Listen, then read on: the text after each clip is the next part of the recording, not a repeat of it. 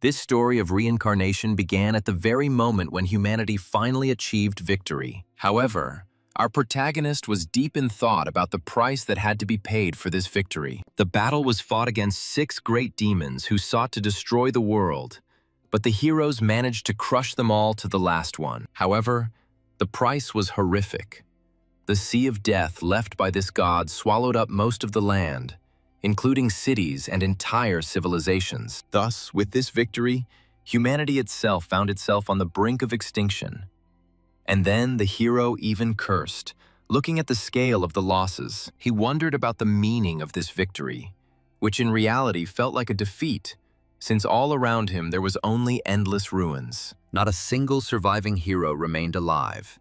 And even the Tower of Heroes, once a symbol of Earth's resilience, collapsed and turned into rubble. Then Chris looked with bitterness at the destroyed sea, which did not disappear even after the death of its creator. However, at that moment he was interrupted by a mocking voice accusing him of creating a senseless drama. The speaker turned out to be Sam, Mad Dog, and he mockingly remarked that if anyone saw him now, they would think that this was his doing. Luisa Valente, known as Wild Dog, added that he was acting like a child, pretending to be injured and now acting tough. Amir Singh, nicknamed the Ice Dog, added that their leader was in fact just an opportunist who wanted to take all the credit for himself. However, the last blacksmith, Chris, soon answered them, reminding them that without the equipment he had created, they would not have lasted even a minute. His words irritated his 3 interlocutors, who looked at him with obvious displeasure. And then Chris ordered them to be quiet. These 3 were known as the 3 Dogs. They never took the side of either humanity or the side of demons. They acted solely on their own whim,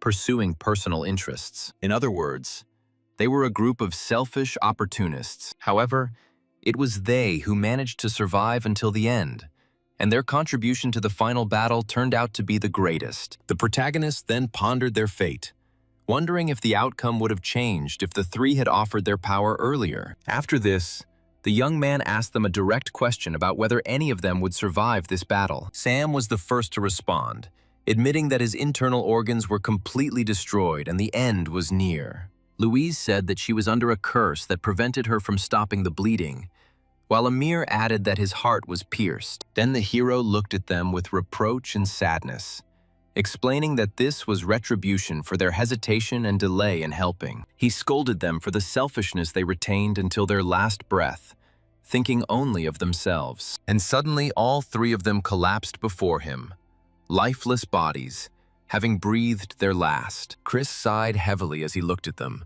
admitting that they had remained a burden and a source of irritation until the very end. After this, the young man, treading heavily, began to collect their weapons from the ground. With a bloody hand, he took out his hammer to forge something for his comrades one last time. Readying himself, he raised the tool over one of the blades. He then fixed it one last time and thrust it into the ground, asking them to take care of the weapon this time. Chris thought that at least it would be a worthy tombstone for the warriors. Meanwhile, he was left alone in front of a giant wave approaching him. Now he finally began to wonder if it was time for him to go. In his final moments, the protagonist decided that this would be the last time he would do something like that. Suddenly, he put his hand on his chest. Suddenly, sparks flashed between his fingers, after which a window appeared in front of him, informing him that the extraction of fate from Chris's target had begun. The energy condensed and formed a shining diamond crystal in his hand. After this, another message appeared, indicating that the connection with Chris's creator had reached a certain level. It was his unique ability, link extraction, an innate skill that allowed him, as a link forger, to extract special ores from targets. However, he knew that using this ability on himself would not yield anything valuable, only something worse than ordinary iron ore. Then he looked thoughtfully at the stone in his hand and decided that if there was nothing in it, then at least let him take regret with him. After this, the hero raised his hammer high, deciding to use it to forge the final weapon. At that moment, the roar of the waves rang in his ears, and he wondered if it was the sound of the sea being destroyed or the sound of the waves that he had heard all his life. However, he was sure of one thing. Every time that sound rang in his ears, His hands created instruments that went beyond imagination. Then Chris hit the stone with his hammer as hard as he could, and a bright light flashed, filling everything around. When the glow dissipated, he saw that the stone had turned into a small dagger. And then the young man smiled ironically. Despite his hopes of receiving something exceptional, he held up the ordinary dagger, expressing disappointment at its utter simplicity. In the end, the hero decided to commit suicide with his own hands rather than drown in the waves of the cursed sea. As he sank into the depths, he laughed at himself, calling it madness, because the last act of his life was a blow with a hammer. And only in the last moments, the young man, while creating this dagger, realized the truth. The sound of the waves he had heard since the awakening of his power was actually the sound of the sea of doom. A feeling of regret washed over him, and he wondered what would have happened if he had realized this earlier, or had managed to convince the three dogs to join them. If I had used my hammer to help others even a little, perhaps many things would have turned out differently. And suddenly a window appeared in front of him, informing him about the manifestation of the equipment image, and then the skill, Return to the Origins, was activated. He suddenly found himself in a brightly lit place, and at that moment a voice was heard calling out to Chris and reminding him about the exam. Chris hadn't heard the word student in 31 years, so the mention of an exam struck him as a shock, and the protagonist quickly put the pieces together. If we were talking about events 31 years ago, then he was at the entrance exam to the Tower of Babylon. Chris suddenly remembered the system window in which that dagger was displayed, and realized that this was the very embodiment of the image before death. Chris wondered if the return to the source was really due to the dagger, but soon received a warning from the observer. He threatened to expel the student if he didn't take the exam seriously, and Chris absent-mindedly confirmed that he understood. He then looked at the hammer in his hand and muttered quietly, finally realizing the reality of his time travel. The young man then began to wonder if he could change everything if he realized his abilities earlier and started using the hammer.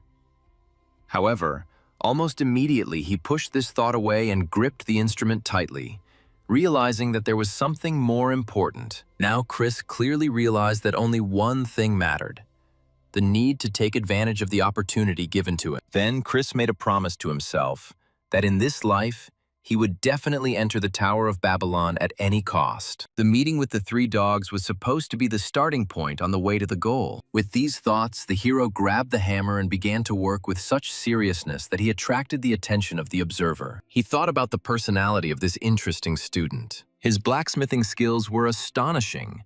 Although the blows seemed slow, they were rhythmic and precise, producing a clear sound. As a result, the observer came to the conclusion that the level of blacksmithing skill of this young man was extremely high. Meanwhile, Chris's work amazed the other students, who began to guess what level of skill he had achieved. When the young man held the perfectly polished and flawless blade in his hands, the assistant could not believe his eyes. The young man decided that a truly outstanding student had come to the exam this year. At the same time, the observer himself was confident that if he submitted the work in this form, he would immediately pass the test. However, he was then surprised to see Chris raise his hammer high into the air, intending to shatter the newly forged blade. The next moment, the blade shattered into pieces, leaving the observer and his assistant in complete shock. The hero himself understood how far he was from perfection. Moreover, he believed that it would be unacceptable for a real blacksmith to imagine such work. At this moment, Assistant Hans shouted loudly, declaring that destroying a weapon in front of the master was a mockery of the exam. However, Chris ignored him and addressed the observer directly, saying that he wanted to reforge the quest from the very beginning. The assistant tried to intervene again, but the observer calmly interrupted him. He ordered him to bring the remaining materials for the student, which caused obvious surprise in Khan. Throwing a stern look at the assistant, the man asked whether he had broken the rules or whether he should go get the materials himself. The angry assistant answered negatively and hastened to carry out the order. Meanwhile, the observer turned the conversation to the young man and reminded him that there were only 40 minutes left until the end of the exam. The hero confirmed that he knew about it. The observer then asked him if he still thought it was the right decision to split his work. At first, the hero thought, looking at the fragments of the weapon he had created. However, Chris firmly replied that he could not deliver a product of that level. Hearing this, the observer smiled approvingly and advised him to do his best. However, the protagonist realized that achieving perfect blacksmithing skills with his current body would be extremely difficult. He lacked mana, strength, and even time. Therefore, he had to choose the optimal path. And suddenly, one of the students heard a strange sound coming from Chris. He noticed him pouring mana into the kindling stone and exclaimed, warning him that the stone would explode when ignited. However, the hero did not pay any attention to the warning. Instead, he split the pieces of stone and threw them straight into the fire, causing panic among the disciples who thought he had gone mad. The next moment, a flame burst from his forge, shimmering with a multitude of colors. Chaos broke out in the workshop, and the students started shouting for a fire extinguisher. Assistant Han rushed towards the observer, but the latter calmly stopped him, noting that he should not give in to panic. He then ordered his assistant to watch the flame stream carefully.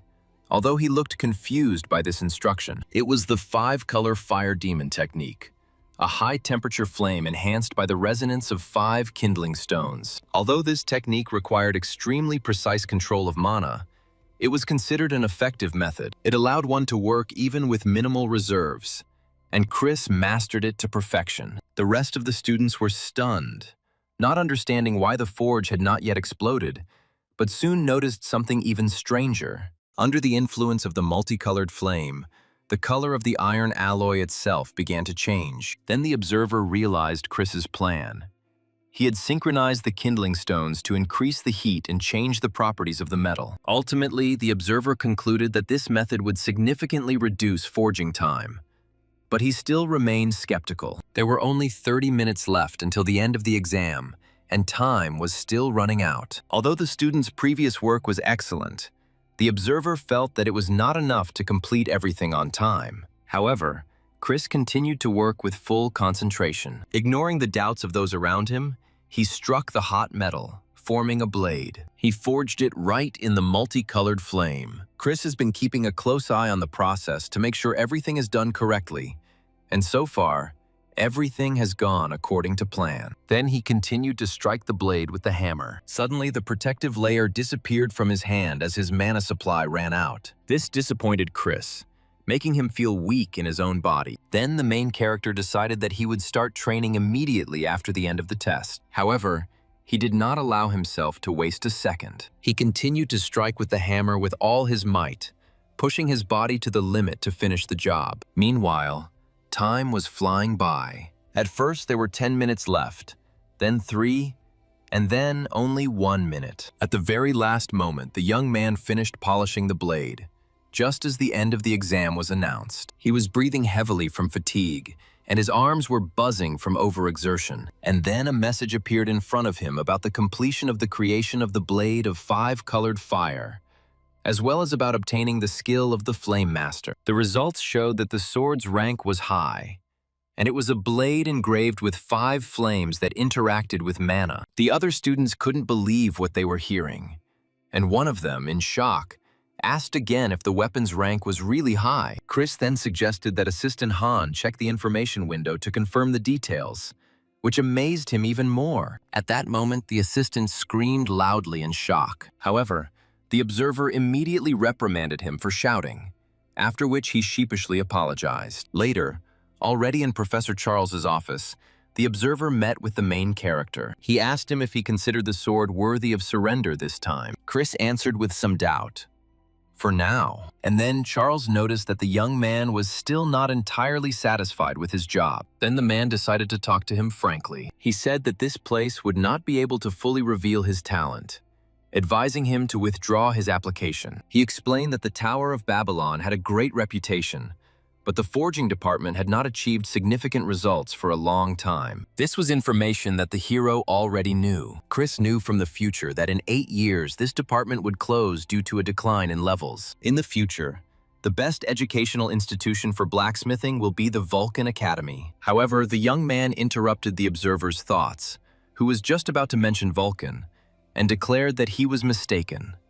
Then the hero said with complete confidence that it would not be Vulcan that would be the best, but Babylon, because it was he who would study there. The professor added that in that case, he would first need to guarantee first place in the faculty and asked if he was confident in his abilities. The protagonist answered affirmatively that of course he was confident, explaining that there was no one stronger than him among the students. After this, the professor asked if he knew the process for selecting the best first-year student at Babylon Academy. Chris replied that he knew that the top 2 students in each specialization take an additional exam to determine one candidate. Then, from among all these candidates, the best first-year student in the entire department is selected. The Babylon Academy is generally divided into 3 main areas: combat, support, and technical. Each of them includes dozens of specializations, intertwined with each other like roots. As for the title of Best Freshman, it is awarded to the person who receives significantly higher marks in all of these areas. After this, the professor decided to tell him one last thing, no longer as a teacher, but as a more experienced blacksmith. He said that even if he took first place in the department, it would still be extremely difficult for him to succeed here as a blacksmith. Charles advised the hero to enroll in the Vulcan Academy, emphasizing that this was the best path for his future. Chris smiled slightly, realizing that the professor put the student's future above his own position and recognized him as a worthy person. However, the hero replied that the environment did not matter. As he already said, the Babylon he will enter will soon become the best. The professor chuckled quietly, wondering to himself if he would be the best wherever he went. This statement went beyond ordinary confidence and bordered on pure self-assurance. After that, he extended his hand for a handshake. Charles said with a smile that he would be very happy to work side by side with him. Chris shook it enthusiastically, also noting that he was looking forward to cooperation. And at that moment, a message appeared in front of him about the creation of a connection with Charles, and that the level of connection with the creator had reached level 1. The hero then immediately took advantage of the opportunity and used the connection extraction on Charles. A unique piece of metal, iron imbued with fire, appeared in his hand. It was a high-grade material, possessing the properties of wood and capable of containing flame. Later, already in his room, the young man checked his characteristics and reflected on what had happened. The piece of metal he received was not bad, but its size turned out to be extremely small. Then Chris thought about his ability to extract destiny. It was a skill that reflected his connection to the target and allowed him to extract minerals that did not previously exist. However, the problem was that the connection level was too low to fully utilize this ability. Furthermore, his stats were still extremely weak compared to other Babylon freshmen. Chris sighed heavily, realizing that the situation was not going well, but he considered it the price to pay for returning to the past. Then the young man decided to take his time, realizing that expecting more now would be greedy. Besides, he still had enough time to destroy the scum of Pandemonium, the creatures that threatened the entire planet. Even the 6 great demon gods who brought humanity to the brink of extinction were part of their plan. Ultimately, Chris came to the conclusion that in order to stop them, he must not hesitate and must use any means necessary.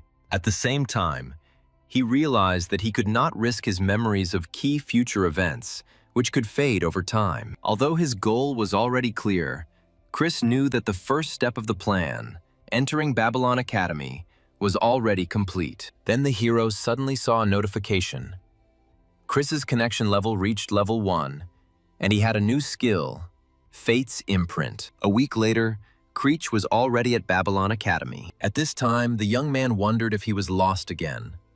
But soon he finally found the right place, Smelting Shop number 3. However, as soon as he opened the door to greet those present, someone abruptly interrupted him, addressing him by his full name. As Chris entered, he noticed that his exam opponent was already there. The fair-haired man looked at him with obvious displeasure and noted that he looked too relaxed. It turned out to be Michael Barmut, the vice dean of Borsippa, who scolded him, wondering if he couldn't see that everyone was already waiting for him. However, Professor Charles calmly reminded him that there were still 10 minutes left before the start of the additional exam. However, the deputy dean sharply objected, stating that the issue was not about time, but about behavior. Then Chris realized that the forging department was not just experiencing difficulties, but that the professor himself was in conflict with senior management. Only now did the young man realize the true reason why he had advised him to choose another academy. After this,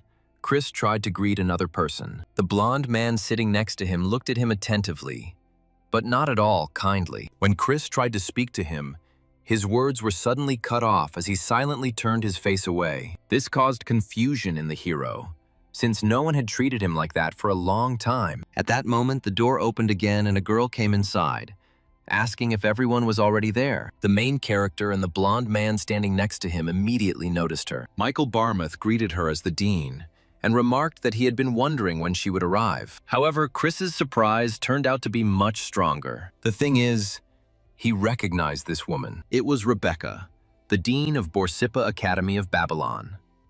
The woman took her seat and apologized for being late. At this moment, the young man experienced a real shock and wondered why she was here. He knew she had worked in Babylon for some time. However, Chris never expected that she would become the dean. Rebecca was an S-rank hero known as a weapon eater. She possessed a unique skill that allowed her to enhance her strength by absorbing weapons. In a past life, she was his regular client, with whom he collaborated for a long time. However, the most vivid memory of her for the hero remained one tragic scene in the rain. At this point, Rebecca was on the verge of death, and regretfully admitted that she had absorbed his weapon. This painful memory was still imprinted in his mind. Chris was so deeply immersed in it that he didn't even notice what was happening. However, Professor Charles's voice brought him back to reality. When he called out his name, Chris responded in confusion. The professor then announced that he would now begin to explain the details of the exam, asking everyone to listen carefully. Charles first clarified that the total test time was 90 minutes. During this time, the participants had to create a weapon that could be used in conjunction with the sword from the previous exam. However, the professor then added a condition. The equipment must be forged exclusively using alchemical forging. He then pointed to a pile of different ores. The man said that participants have complete freedom in choosing materials. He explained that the weapons would be assessed by Dean Rebecca and Vice Dean Barmuth, and urged them to make every effort. After this, he announced with a gesture the beginning of the exam. Then Chris and his rival got ready to get to work. At this moment, the protagonist looked at his apron, pondering the alchemical forging technique imposed in this test. He needs to use pure mana to create resonance with the elemental mana to prevent it from going out of control. And then his opponent mockingly asked if his mana reserves would increase if he continued to simply look at the materials. Chris then turned to him and asked if he was talking to him. In response, he sarcastically asked if he saw anyone else there. However, Professor Charles intervened and addressed him by name, calling him Hans Barmuth. He warned him to refrain from making any comments that were not related to the exam. The hero then quickly matched the name of Vice Dean Michael Barmuth with the name of his opponent. And then Chris realized that this arrogant young man was actually the son of the Vice Dean, which explained their obvious resemblance. Hans noticed Chris's look and condescendingly confirmed that he was the son of the Vice Dean, clearly proud of his origins. He considered Chris to be a commoner with the worst bloodline, ranking last among the first years in terms of mana reserves. At the same time, he himself belonged to the prestigious Barmuth family, famous in the field of alchemical forging. Hans was confident that his mana reserves were comparable to the best second-year students. After this, Hans confidently raised the blue crystal and declared that the result of the exam had already been decided in his favor. Meanwhile, Rebecca observed the materials and noted that they were gemstones with high mana content and the water attribute. Charles then explained that water mana was sensitive to fire, making it extremely difficult to forge. However, Michael smiled confidently, noting that such difficulties were a thing of the past. In response, the professor added that the processing time varies depending on the master and the ore, and in this situation, it is about 30 minutes. The deputy dean smugly declared that Hans could process any ore in just 30 minutes. After this, his son began to channel mana to the blue stones, causing them to float within glowing magical circles. This caused general amazement with his ability to complete the resonant processing in record time. Completing resonant synthesis in 30 minutes is a level that surpasses even second-year students, not to mention first-year students. Charles realized that the tight deadlines for forging mana stones, the abundance of materials, and the use of alchemical forging played into their hands. Then the professor cast an angry glance at the deputy dean, realizing that the exam topic had been chosen in Hans's favor from the very beginning. Meanwhile, Chris caught the dean's attention by surprising her with his choice. He held in his hands a transparent crystal and several red stones. The judges looked at the materials he chose, wondering why he used stones with a strong fire attribute. However, the vice dean concluded that Chris simply did not understand the limits of his abilities. Although he had excessive pride, Hans glanced at his opponent and wondered with a sneer whether he had deliberately chosen materials that were the opposite of his own. He called Chris a fool, being sure that such a weak reserve of mana would not allow him to control such unstable firestones. Then Hans smiled smugly, expecting to win this test even more easily than he had imagined. However, he was suddenly hit by his opponent's skill, and windows appeared around Chris, informing him that the skill Seal of Fate had been activated. The system revealed that his fire affinity had been activated, allowing him to directly place and use affinity stones on his body. Then a message appeared on the screen about equipping the fire iron to Chris's right hand. His palm instantly burst into a thick flame, the fire thickening around his hand, causing Hans to be shocked. He was seething with anger, considering what was happening to be cheap and useless tricks. Ignoring his opponent's gaze, the protagonist began to direct fire around his hand. He then picked up the chosen materials,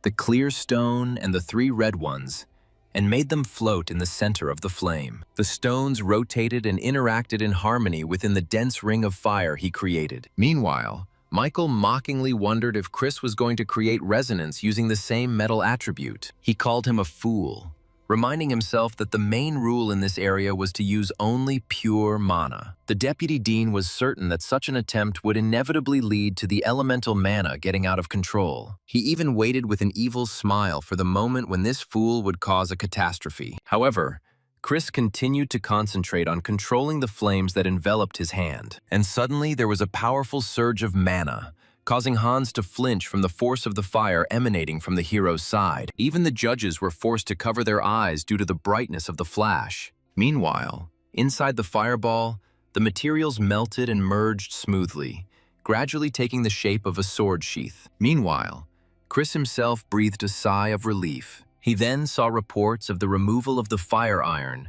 and the successful completion of the creation of the item, the flame accumulator scabbard. Rebecca, Charles, and Michael were completely amazed to see such an unexpected result. The evaluation screen showed that the scabbard was of rare rank and was imbued with fire mana, allowing the use of the wild flame skill. Hans, shocked to the core, shuddered, not believing that his opponent could complete the fusion process so quickly. He looked at his hands, covered in blue mana, convincing himself that the elemental mana must be going out of control. While he was doubting himself and trying to figure out if he had made a mistake in his calculations, he decided to complete the fusion of his stone. However, suddenly the stone began to crack in his hands, warning of an impending disaster. Hans realized his mistake too late and tried to stop it, but the crack only widened, releasing powerful energy. The next moment, the stone exploded with destructive force. A deafening roar echoed throughout the examination hall. At this moment,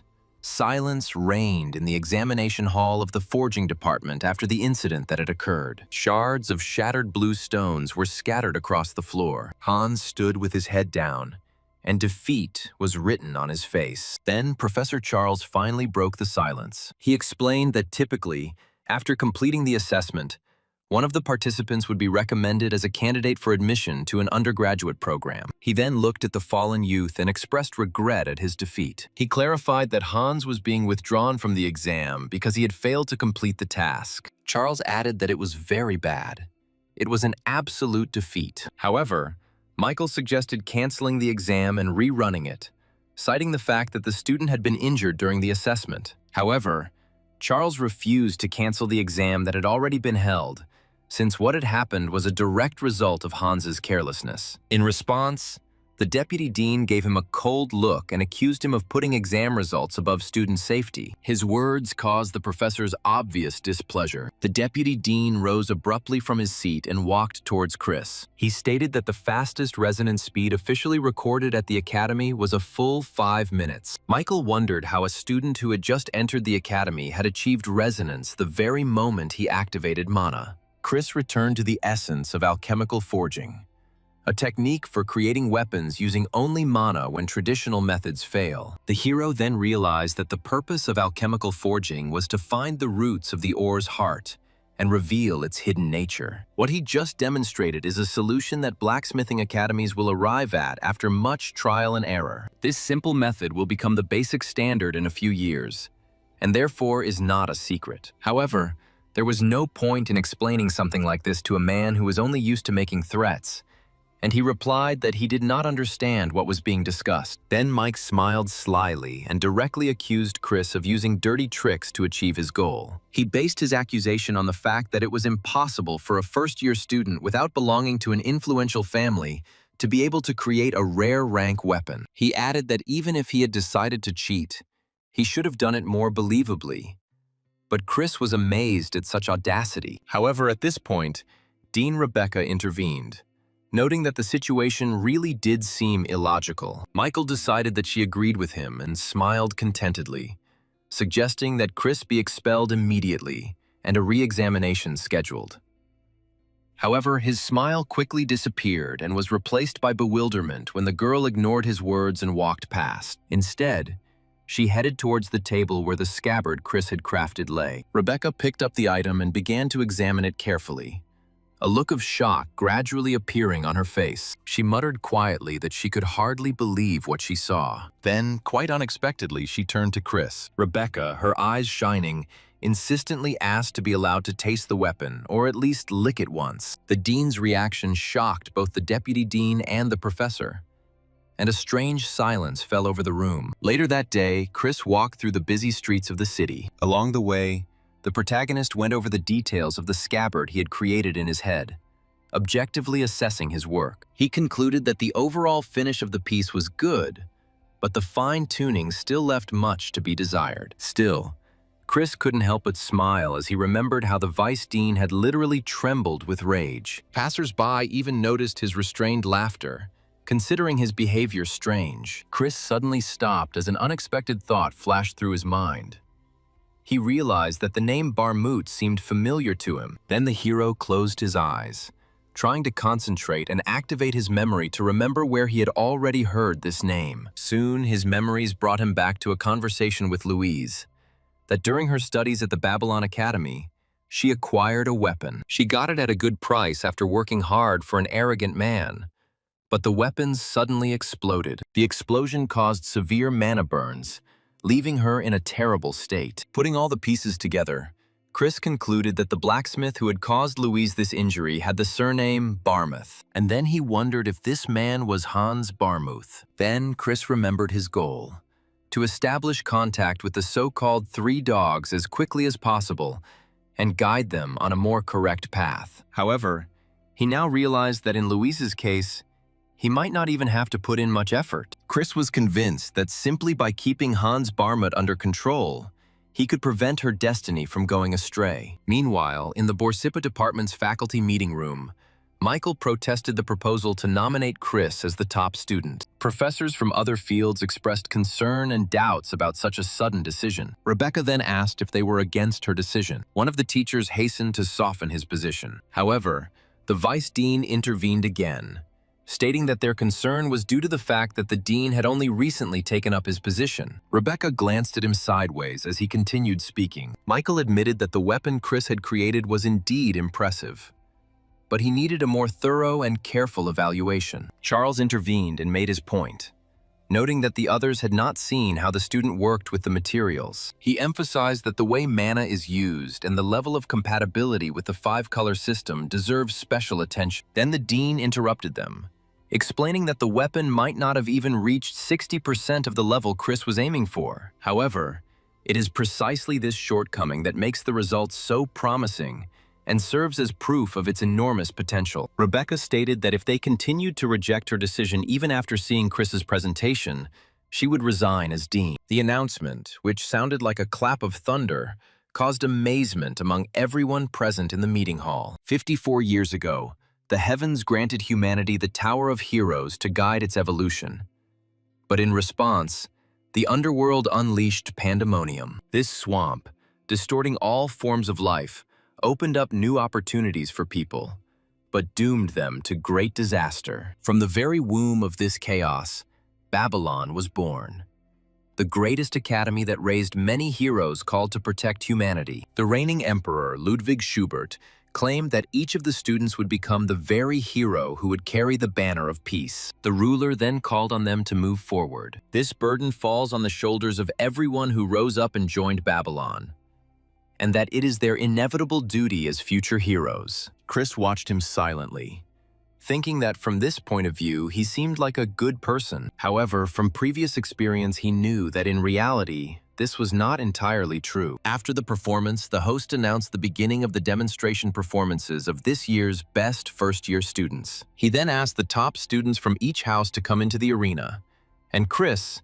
along with the other candidates, headed towards the site. The hero recalled how, in his past life, he had not understood the reasons for the arrogance of these excellent students, which had manifested itself only because of their success at the academy. Then the host officially announced the start of the performances. And now, having found himself in their shoes through his own achievements, Chris realized what a feeling such a position gives. With great enthusiasm, presenter presented to the audience the target that would be used to test the students' abilities. It turned out to be a high-tech robot of the 9th model, known as Automaton, a golem created in a puppet factory.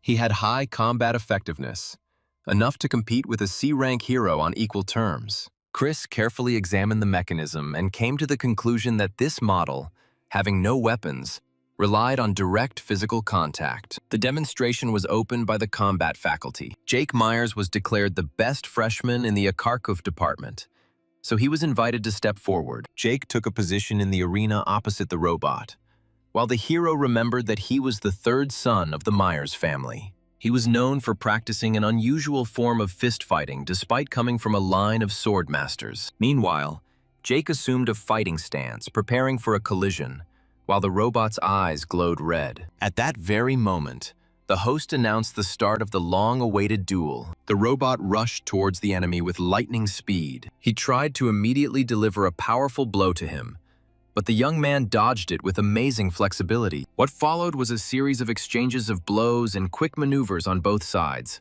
accompanied by dodges of attacks. At some point, Jake finally caught the right moment. The guy said with a confident smile that it was now his turn to attack. He rushed forward, concentrating all his strength into one blow. His fist, filled with energy, crashed down on his opponent. Jake collided with the robot's sturdy structure with tremendous force, sending it flying backwards. It created a powerful shockwave throughout the arena, causing debris to fly in all directions. Chris looked at what was happening in amazement, remembering that in his past life, this young man had died at the age of about 20 years old. Jake continued his series of crushing blows, and the hero realized that such talent appeared in Babylon only once a decade. He pondered the reason why someone with such outstanding abilities had not been able to surpass rank A in his previous life. Soon, Jake landed lightly and gracefully, signaling that the fight was over. Pieces of the destroyed robot rolled across the arena as it was completely destroyed. When the robot's head fell to the floor,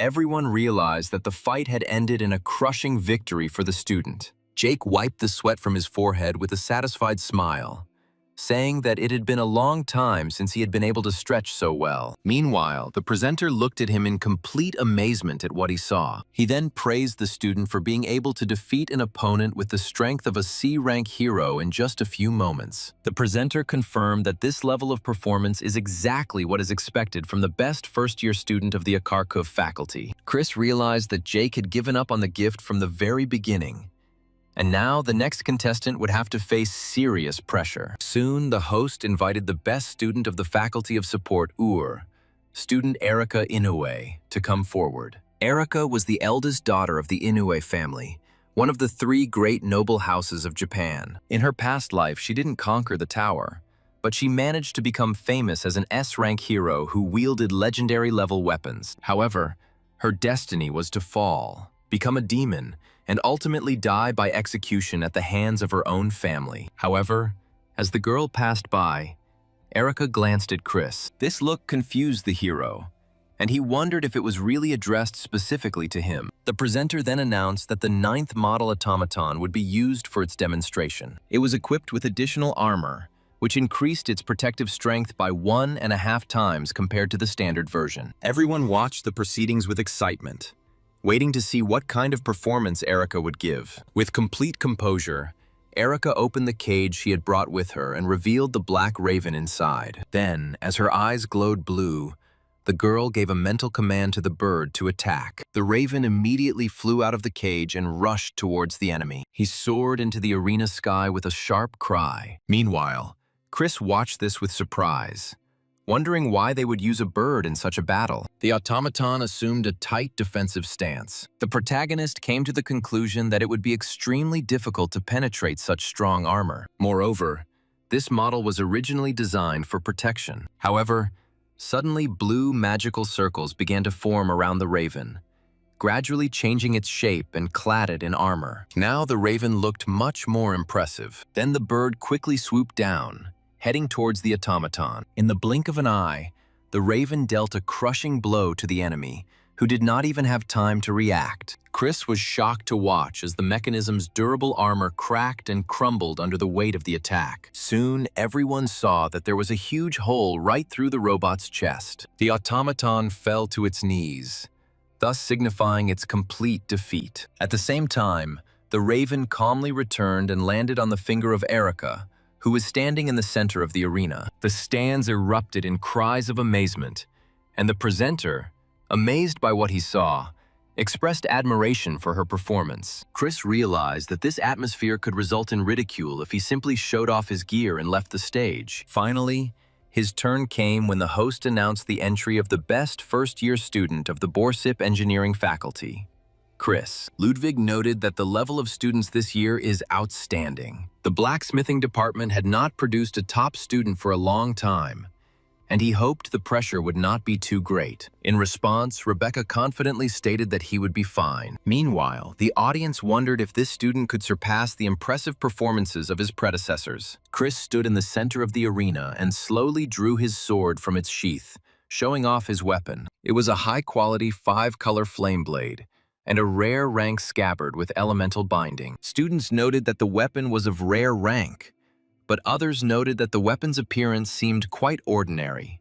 This made Mike smile wickedly, deciding that luck was on his side. He was confident that Chris's failure to make a strong impression would ensure his succession to the post of Dean of Borsippa. At the same time, Rebecca gave him a sharp, irritated look, sensing his insidious intentions. Meanwhile, the host began to announce a Model 10 automaton, which had combat power comparable to a D-rank hero. However, Chris demanded a more powerful Model 8 automaton with additional armor to increase durability. This demand hit the presenter like a bolt from the blue.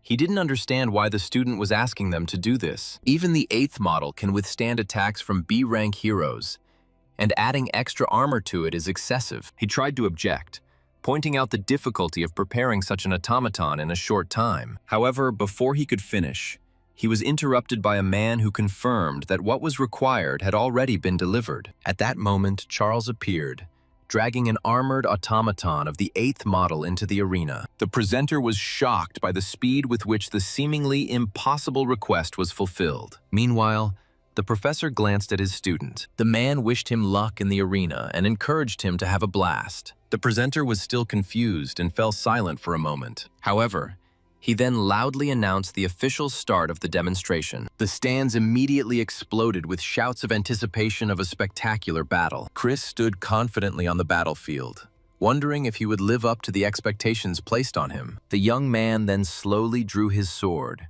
and 5 colors began to shine from the blade. With each passing second, the tongues of flame enveloping the weapon grew stronger. This caused amazement among some students who recognized the power of the weapon. However, Hans also noted with disdain that what he saw was nothing more than a useless visual effect. Meanwhile, Chris recalled the properties of his unique sword.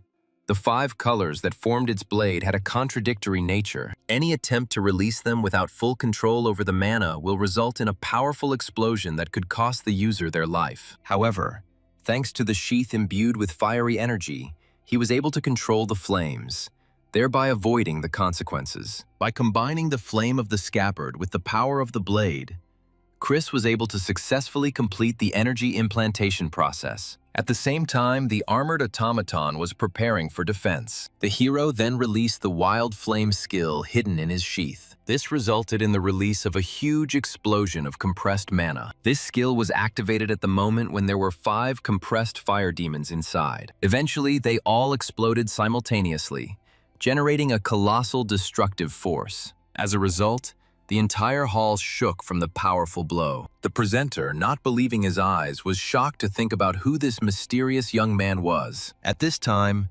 Chris stood in the middle of a destroyed battlefield. He assessed the scale of the destruction caused. Looking at the huge crack cutting the arena in half, Chris wondered with an ironic smile if he had crossed the line. The presenter, shaking, shouted into the microphone, demanding that the support team immediately go to the main hall to fix the damage. He then announced the end of the demonstration performances of the best students. Later, at the dean's office, Rebecca walked inside and found Chris already waiting for her. The girl apologized for being late, explaining that she was busy cleaning the arena. However, the young man also apologized, expressing regret for having destroyed the main hall in such a way. He added that he should have been more careful, which surprised the dean, who asked why he was apologizing. Chris asked in amazement if she had called him to scold him for what had happened. However, Rebecca explained that the reason for the call was completely different. Then she froze in place, slightly embarrassed. Chris was also confused,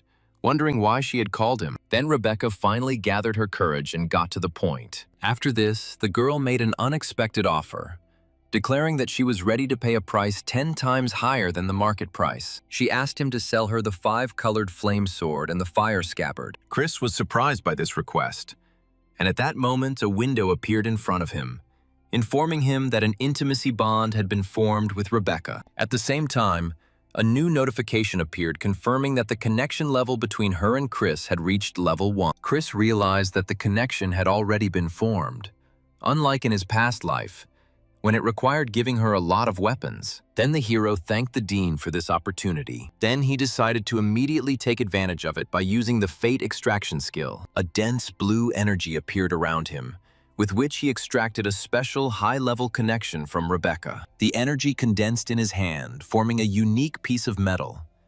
It was an advanced level material capable of absorbing iron. Meanwhile, the dean repeated her question about selling weapons, but Chris responded with a categorical refusal. This made her displeased, and she reminded him that he had already completed his task. Their conversation was interrupted by a knock on the door.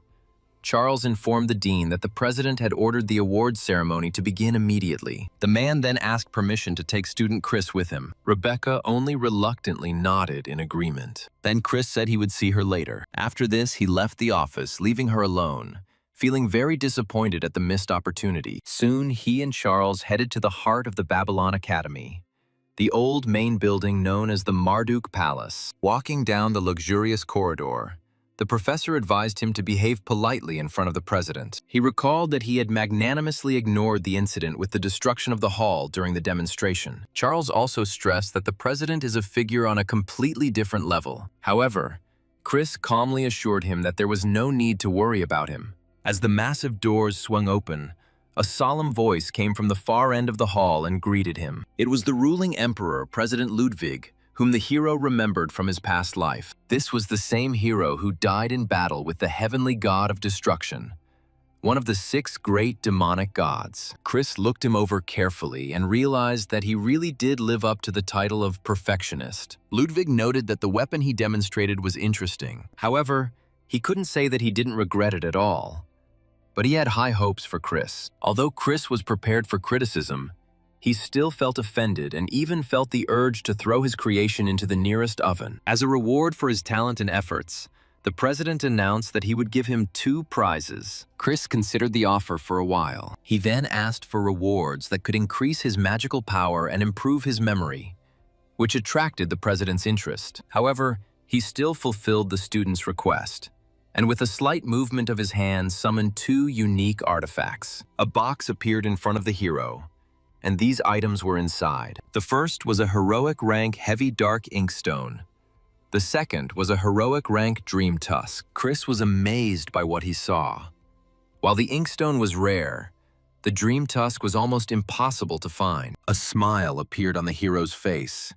He realized that, despite the difficulty of using them, he already had an idea how to turn them to his advantage. Then Ludwig asked him if he liked these awards. Chris replied that they were perfect. After the hero left the hall, a mysterious entity that was next to the president addressed him. She wondered about the reason why this young man was given 2 rewards at once. Ludwig replied that he only did it because Chris had an indescribable ability to handle such objects. Then the other entity noticed that it felt as if it saw an old soul inhabiting a young body. In response, the president explained that this meant that the young man had the depth to make such an impression. Meanwhile, classes were already beginning at the academy. Sitting in the audience, Hans declined his friend's invitation to lunch. The blonde man apologized and explained that he already had plans with Howard. His friend was stunned when he realized that he was talking about the best third-year student of the Borsippa faculty. Then Hans proudly noted that their families were close, and Howard himself allegedly wanted to meet with him to give advice on life at the academy.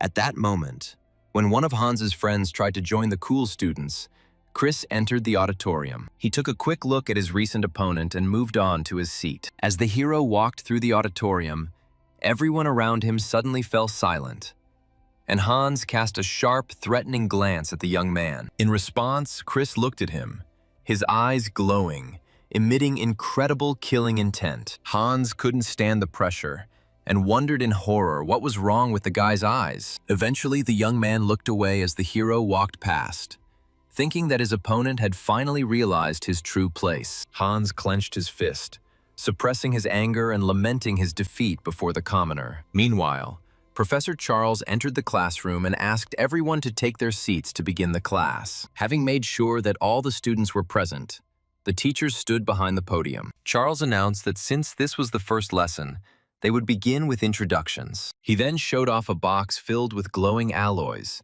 explaining that the material was called projection alloy. The professor took one of the samples and explained that it was tens of times more sensitive to magical energy than ordinary ores. He then injected mana into it, and at that moment the alloy reacted to the energy and formed in his hand into a black sword surrounded by a fiery aura. Chris watched with admiration, realizing that it was this level of skill that had allowed Charles to enter the top 100 artisans in the world. The professor went on to explain that such high sensitivity makes it extremely difficult to use these alloys as real weapons. However, on the other hand, they reflect the unconscious traits of the master, allowing him to understand himself and reveal hidden sides. This is why weapons created from this material are called clones, and students' self-presentation will be replaced by the creation of such clones. He added that their work would be on display in the main building for a whole week and urged everyone to make every effort. Jake took the piece of alloy,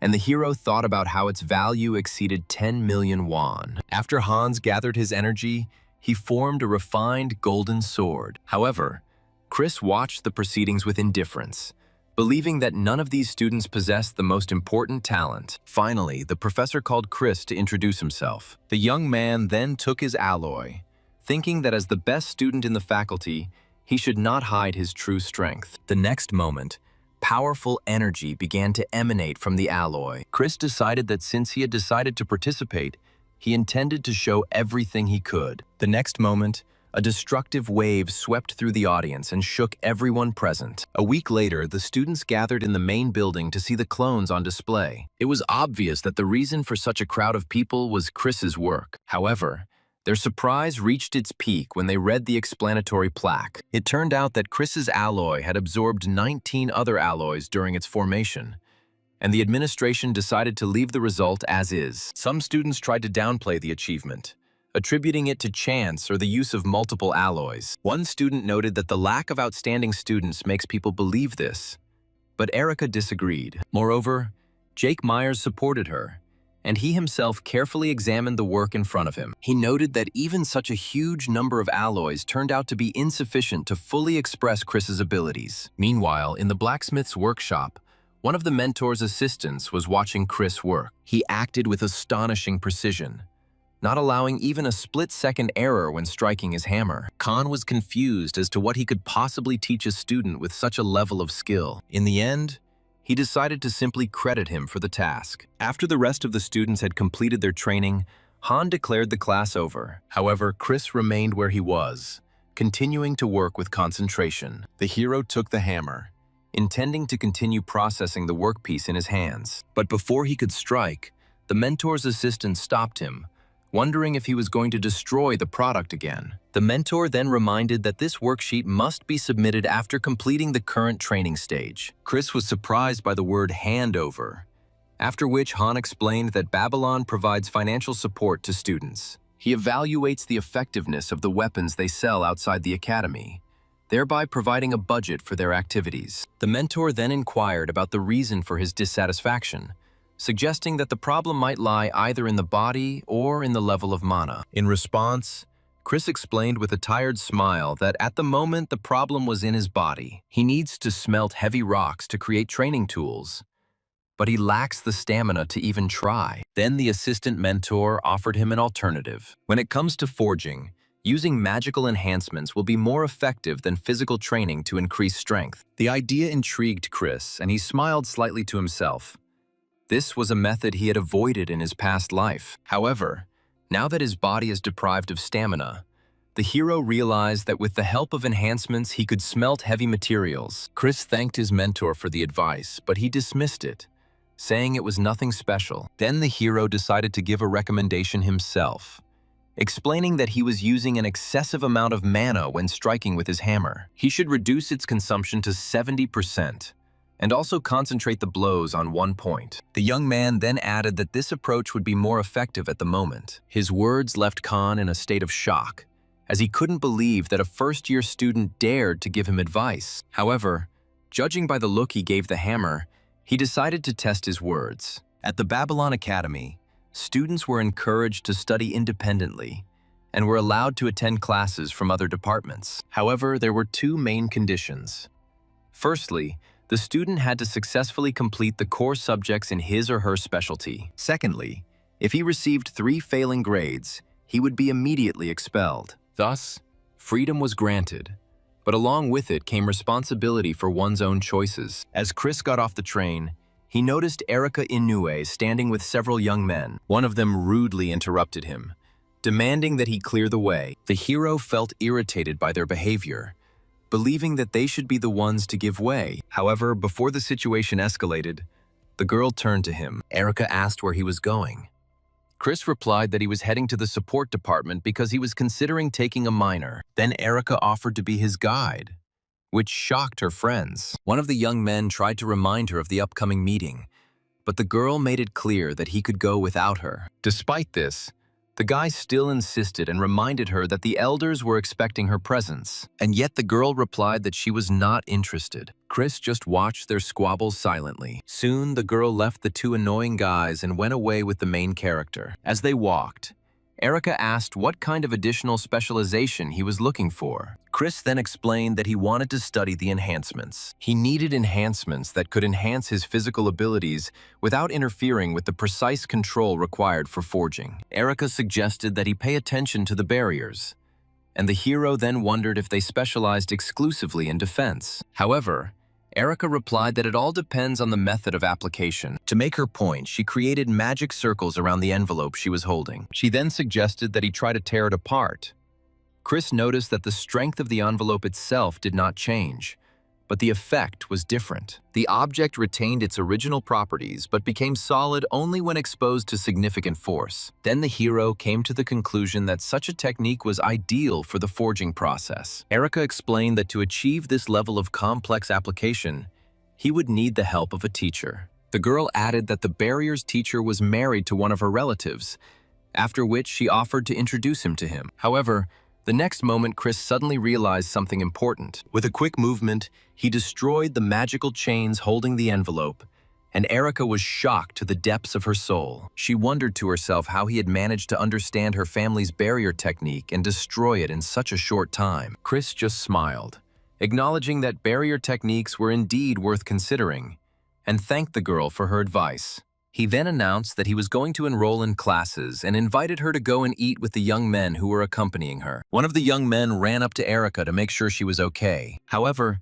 the girl remained silent, lost in her thoughts, and handed him an envelope sealed with magic as a kind of test. But Erica never expected that he would be able to break the seal so easily. Later, at the magic faculty, Chris walked next to Erica, their joint appearance arousing the curiosity of other students. They started whispering to each other, wondering why they were walking together. Some mentioned that they had seen them together during the demonstration. Chris noticed the rumors spreading, but only mocked people's excessive interest in other people's affairs. Deep down, the hero knew that if the girl really had any feelings for him, a connection would have already been established between them. When they entered the forest, Erica explained that it was a testing area for constructing barriers, which surprised the hero. As he moved further, the young man noticed other students who were desperately searching for something. Chris then wondered if this test was some kind of treasure hunt. Nevertheless, he continued to walk with the girl, considering everything that was happening to be a waste of time. Suddenly, the hero stopped, feeling the barrier, and, kicking the ground, destroyed the illusion, revealing the forest and two assistants waiting for them. One of the assistants announced in surprise that he had passed the test, which left Chris confused. In the office of Professor Robert Perry of the Department of Barriers, Erica's interest in the best student of the Borsippa faculty was discussed. His assistant noted that he had previously been surprised why she had enrolled in the introductory course, but now everything became clear. As it turns out, Erica and Chris were spotted walking around campus together. The professor expressed dissatisfaction with the fact that because of her, the number of applications had doubled, although this did not make him happy at all. The fact is that, at the special request of the young master of the Inoue family, an additional element was added to the test. It was a labyrinth of illusory spirits. This labyrinth was a basic barrier that distorted the senses and caused a person to become lost. Moreover, a person who does not possess knowledge of magic would not even be able to realize its existence. Despite Erica not providing any help, Chris managed to navigate the maze. He relied solely on instinct, which earned his assistant's admiration. After all the participants had completed the first test, the assistant announced that they would move on to the second stage. He then explained that based on the results of this test, students would be assigned to classes. One of the students volunteered to go first,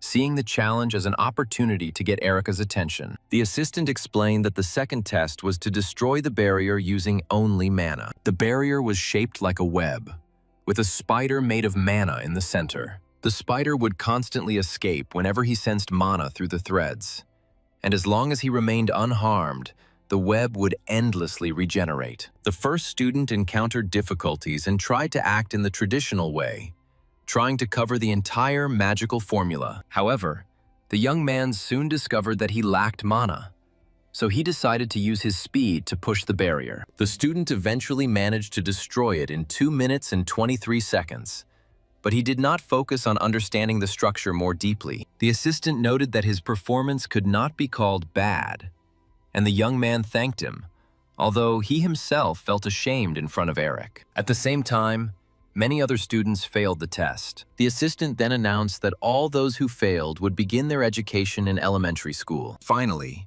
he called Erica Inoue. The girl stepped forward and began the test with amazing calm and confidence. In an instant, she completely dismantled the barrier. This caused shock among everyone present, who could not believe her supernatural speed. At that moment, everyone clearly realized what it meant to be the best student in the faculty. Erica completed the test in 22 seconds, and although the mentor praised her result, he noted that the standard method of destruction would have allowed her to shave off another 2 seconds. Finally, it was Chris's turn, and the mentor looked at him carefully, assessing the young man to himself. He came to the conclusion that there was nothing special or outstanding about him. Chris knelt down in front of the magical web, determined to understand its nature, and began to study it carefully. This left students and mentors puzzled. wondering what he was doing and whether he realized the test had already begun. Chris, however, looked intently at the details of the barrier and came to the conclusion that it had properties similar to heavy stone ore. This ore has the ability to self-heal and return to its original state if there is not enough stimulation.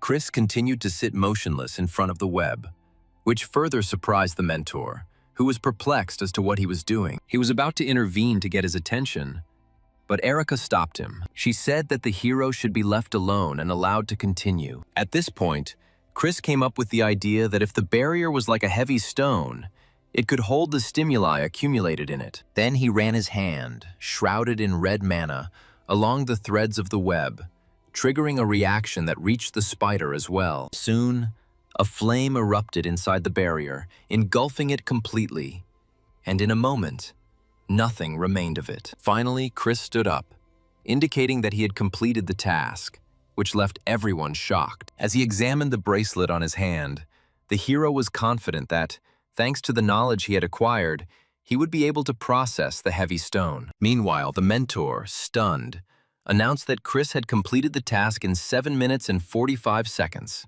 Professor Robert, however, considered the time spent to be insignificant. Although the young man spent 7 minutes understanding the structure, if he encountered the same barrier again, he would destroy it in a matter of seconds. He didn't limit himself to simply destroying the barrier, but developed a formula that would destroy the spell from the root. Erica watched his retreating figure with surprise and admiration. If he combines magic with his forging skills, it's scary to imagine what legendary tools he could create. Later, the Academy's entire inbox was filled with messages about an application for student Chris to conduct the forging process. Only Michael did not submit an application, meaning that the rumors of tension due to his son's fall to second place were true. While the employee was preparing to choose one of the candidates, he suddenly froze in shock when he saw another letter. He read a sudden message that the dean of the faculty herself was taking charge of the forging process of student Chris. Meanwhile, in the blacksmith shop,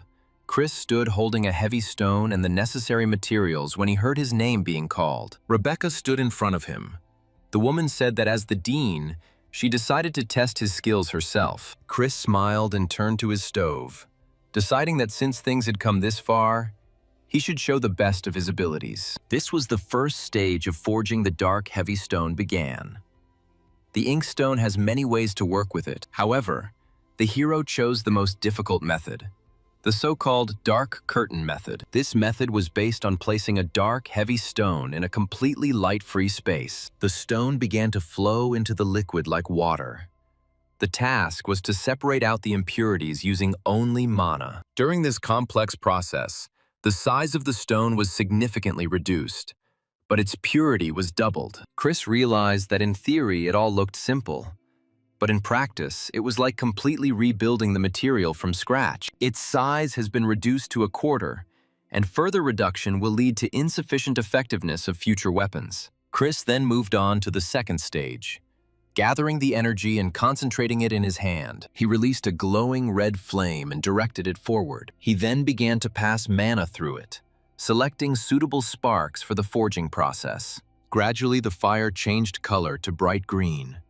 This flame had the property of maintaining the temperature at which it was created. In the third and final stage, the hero enveloped his hammer in these green lights and brought it down with all his might on the heavy stone. Rebecca understood that although Chris's fire immunity protected him from being burned, he felt the heat and pain emanating from the force of the flames. Deep down, she wondered how much stress and effort Chris had put in to reach this level. Time dragged on slowly at the academy, and soon evening arrived. Even the dean herself tried to fight off the approaching drowsiness. After 4 continuous hours of forging, Chris's hands began to shake from extreme exhaustion. However, the protagonist continued to clutch the heavy hammer, refusing to give up. Finally, the dark, heavy stone was completely saturated with fire, reaching its limit. Its properties began to change, after which it stopped deforming. Chris then moved on to the next step, using tongs to melt the processed stone and place it in a melting crucible. The hero then began pouring the black liquid into a pre-prepared form,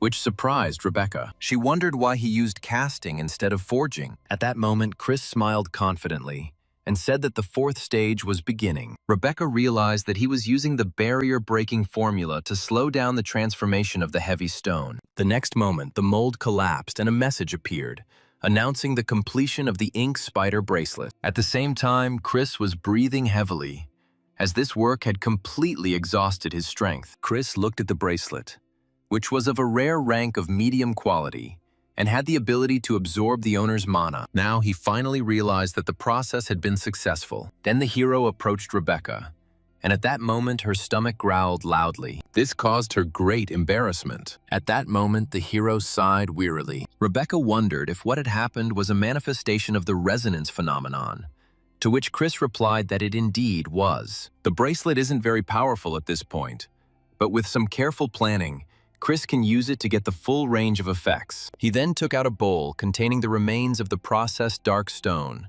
and expressed regret that he could not offer her the real thing. However, the hero hoped that for now she would be satisfied with this. The Dean's unique skill, Soul Melting Furnace, activated as the girl picked up one of the pieces and put it in her mouth. Chris was surprised when she said it was perfectly edible. Rebecca, continuing to chew, said the taste was like fried crumbs. Chris was surprised by this description, but came to the conclusion that at this rate, he could quite easily increase the level of connection with her. Then he calmly noted that he was glad that she liked the dish. Rebecca said she felt sorry to eat the leftovers, looking at the magnificent equipment he left on the table. Then the woman asked when he planned to process the 5-colored fire sword and the flame accumulator scabbard. Chris replied that he had no intention of selling them yet.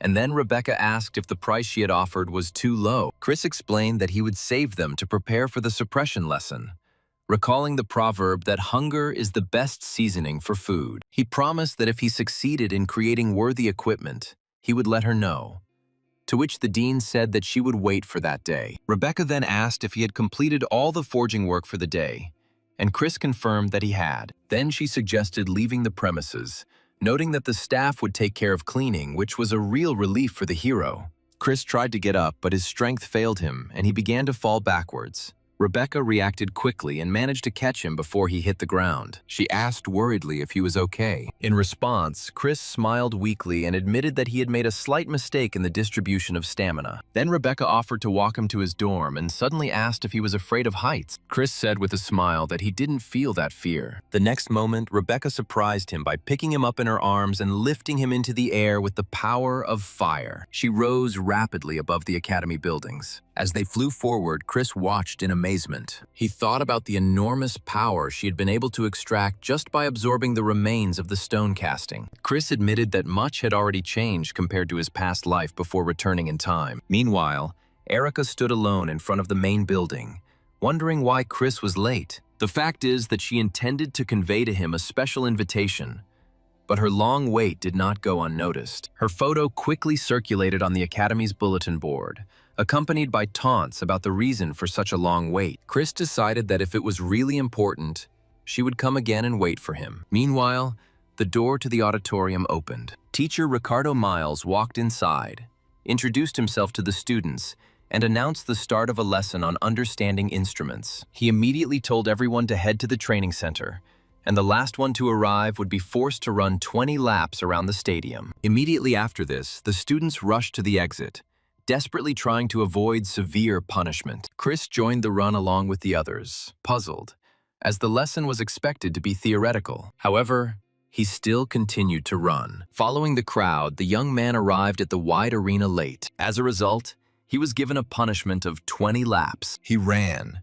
breathing heavily and trying to overcome the growing fatigue. At this point, the students were discussing how weak his body was and wondering how he had even passed the intermediate forging. Ricardo then gathered the students in front of him, explaining that this lesson was originally supposed to be theoretical. It was supposed to be devoted to studying the structure of weapons, but the program was changed for an emergency reason. The reason was the attacks on blacksmiths who created heroic rank fire swords, which were called the Hunt for Blades of Flame.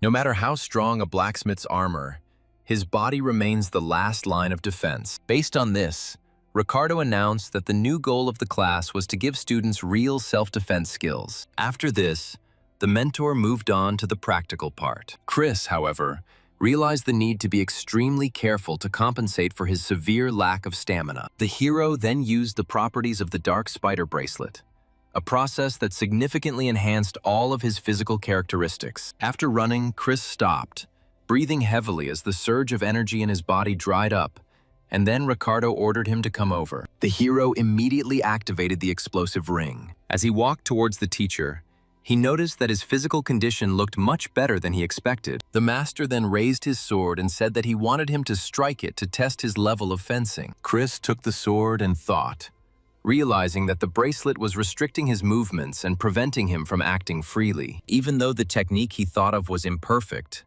Chris decided to use it. Then the young man delivered a straight blow with his sword, but the mentor easily blocked it. One of the students remarked that Chris was very slow, but his punch and fighting stance were executed perfectly. Ricardo, however, was amazed by the trajectory of the sword, which was flawless, as if it was wielded by a master who knew his target precisely. However, Chris was in too much of a hurry, and Ricardo decided to point this out to him and move on. And then he suddenly noticed the hero's terrifying gaze. At this moment, the mentor's gaze widened. In his head, he imagined an attack that he could neither block nor avoid. He literally felt the sword piercing him, and these thoughts made him freeze in horror. Ricardo was shocked, wondering how a technical student could instill such fear in him. He was so scared that he began to hallucinate and even imagine the inevitable blow. This prompted him to inquire as to who had taught Chris this style of fencing. Chris then reflected on how he had mastered this skill,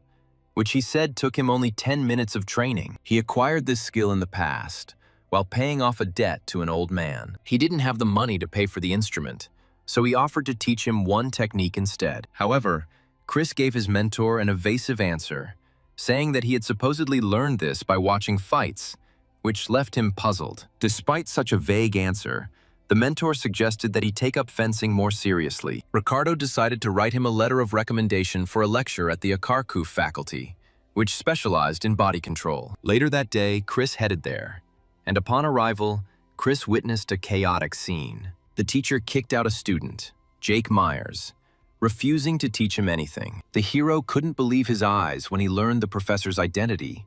It was Kwansu, a retired S-rank hero, Swordbreaker. Chris was surprised because the old man, whom he knew as a lover of gambling and alcohol, was actually a professor. Chris stepped forward, introducing himself as a first-year forging student and presenting a letter of recommendation from his mentor, Ricardo. Meanwhile, Jake quietly informed the professor that the newcomer was the best student in the Borsippa faculty this year. However, Kwansu didn't seem to show any interest and continued to look at Chris with obvious disdain. Then the teacher suddenly put forward a condition. He said that he would accept him as a student only if he could defeat the young man standing in front of him. After this, the professor announced that there would be only one duel. The winner will be the one who lands a clean hit first. At the sound of the signal, the battle began. Chris immediately assumed a defensive stance. Kwansu understood that she increased her flexibility by abandoning brute physical force. His opponent quickly realized that the best response to such a stance was a direct approach, and so he immediately rushed forward. Kwansu noted with irritation that Chris's opponent had begun to apply psychological pressure even before the actual clash. Meanwhile, Jake was already approaching Chris at full speed. The young man tried to grab the hero to prevent him from striking. At that moment, Chris felt a tremendous power emanating from him. Jake was able to easily knock him onto his back and was already preparing to deliver a clean blow. However, he was surprised when Chris suddenly used the explosive ring skill. Energy immediately began to accumulate in the bracelet on his arm. He ended up knocking them both to the ground with crushing force. Thus, the fight ended with Chris's victory. Jake was still in shock, as just a moment ago he had been sure that victory was in his hands. But now, seeing the abrasion and drops of blood on his nose, he realized that he had lost. Chris, with a slight smile, said that he was a little faster. After a short pause, the defeated youth reflected on the attack that had just occurred. Kwansu then ordered everyone to come out, saying that he promised to train Jake if he won. However, Chris, with a sly smile, suggested that since he was the one who struck the blow, perhaps he should be the one to train. The hero realized what a scandal could break out if it became known that the best student, Akarkuf, had been defeated by a student from Borsippa. The professor agreed and decided that he was at least obliged to make a man out of that blockhead who could earn his own living. Hearing this, Jake was delighted, and the teacher said that he would set a time for training. The young man bowed deeply, expressing gratitude for the opportunity to study, but the professor indicated that he should leave. However, Chris remained where he was, after which Kwang-soo said that he wanted to discuss something special with him. The professor asked Chris to demonstrate the sword technique he supposedly used against Ricardo, and the hero immediately agreed. Chris assumed an attack stance. Then he suddenly rushed forward, delivering a quick blow. However, the professor blocked it without any difficulty, and noted that this technique relied entirely on the element of surprise. He then said that the idea itself was not bad, but the execution was extremely weak. Kwang-soo grabbed the sword and wondered what the point of a technique that becomes a burden to the user after the first use was. After this, he sternly reprimanded Chris, saying that if he had taught this to anyone else, he would not hesitate to break his limbs. However, the professor promised that he would form a body for him suitable for using this technique. Chris then took the opportunity to ask if his registration for the course had been confirmed, and the professor said it had. After a short pause, the hero bowed respectfully and asked permission to leave for the day. As Chris left the room, the professor muttered quietly, amazed at the young man's audacity. Outside, Jake was waiting for the hero, and Chris told him that Kwang-soo was very arrogant, despite the fact that he was only a teacher. However, Jake stopped Chris and said that he wanted to tell him something. He handed him an elegant black envelope sealed with wax, which turned out to be an invitation to a meeting of the nobility. Chris wondered if this was the invitation Erica had been about to give him. Jake explained that even though the meeting was full of arrogant people, it would be a good opportunity for him. Chris hesitated for a moment, but the young man stated that it was just a sign of gratitude for helping him enroll in the course. Chris eventually accepted the envelope, thanked him, and moved on, thinking about the specializations he had already applied to. He considered barrier construction and body control, and also considered the possibility of studying specialization at the Borsippa faculty. Lost in thought, Chris accidentally bumped into a girl with reddish-brown hair, who immediately apologized. However, her attention was drawn to the bracelet on his arm. The girl immediately asked if he had created it. Chris answered the question with a question, asking what would happen if it really was him. Then the girl, with a mysterious smile, offered to enchant his bracelet, and the hero immediately saw a message about establishing a connection with Leah Claudel. This girl was a genius, who would later become famous for creating a legendary weapon, raising its rank by 2 levels at once. Leah looked closely at Chris's bracelet, realizing that it was a rare item made from heavy ore. She muttered quietly about the possibility of adding more formulas, but then stopped herself, deciding that the bracelet was too valuable to risk it. While the girl was confused, Chris, who was calmly watching her, asked if the bracelet was bad. Then Leah enthusiastically explained that the problem wasn't the bracelet at all, but the excess of ideas that came to her mind when she looked at it. She was surprised at how well it worked with magic, and admitted that she couldn't even decide which formulas to use. Then Chris calmly said that it was not a problem. The girl was surprised by such an answer, after which the hero showed her another exactly the same bracelet. Chris added that these bracelets have a resonance effect, and this information caused a storm of delight in the girl. After this, Leah asked him seriously about his identity. In response, Chris introduced himself as a first-year student in the blacksmithing department. However, at that moment their conversation was interrupted by a young man standing nearby. He turned to Chris, saying that they needed to talk, and asked him to step away for a while. Leah was unhappy that their conversation was interrupted, while Chris wondered if this young man was one of Erica's followers. Even though the stranger wanted to talk privately, Chris refused and insisted that he tell him everything right there. The guy then demanded that Chris apologize to Erica for tearing up the invitation she had given him in front of everyone. However, Chris calmly said that it was the girl who asked him to do this. The young man claimed that his words could have been true if not for the fact that Chris received another invitation from Myers. Then Chris asked if Erica had sent him. The young man denied this, claiming that he was acting of his own free will. Then Leah intervened, smiling sarcastically. She asked if there was anyone who didn't know that he was just the young master's watchdog. These words angered the young man.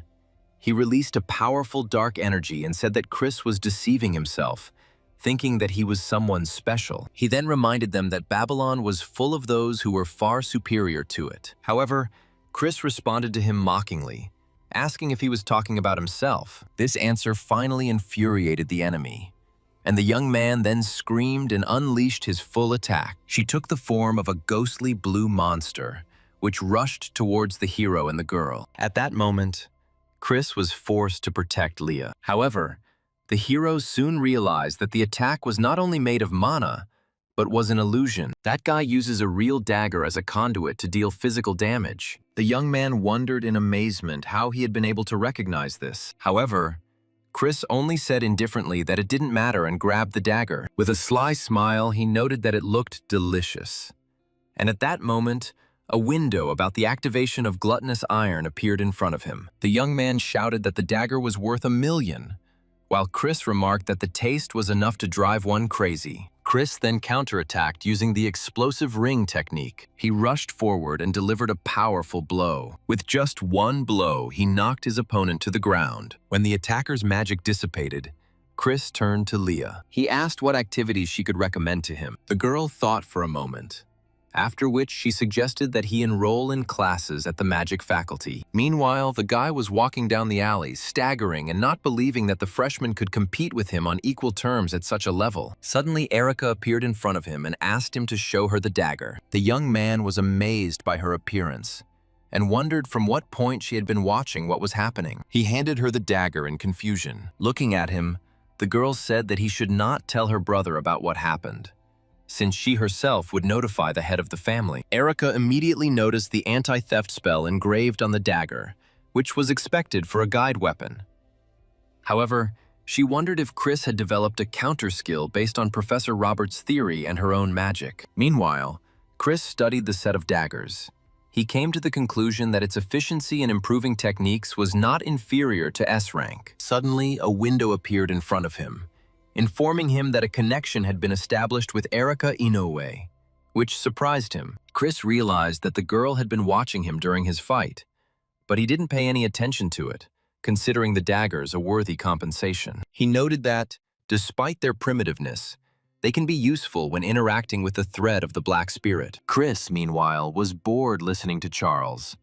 Although he expected a lot, in the end he had to listen to theories that he already knew by heart. Then the professor announced the beginning of the practical part of the lesson. He explained that even if the metal remains the same, its shape can change depending on the structure of the mana within it. It is precisely these applications of shape transformation that determine the diversity and capabilities of weapons. For this reason, the teacher emphasized the importance of the blacksmith understanding the hidden potential of the metal he works with. After that, he announced that on this day they would practice metal transformation using an iron alloy.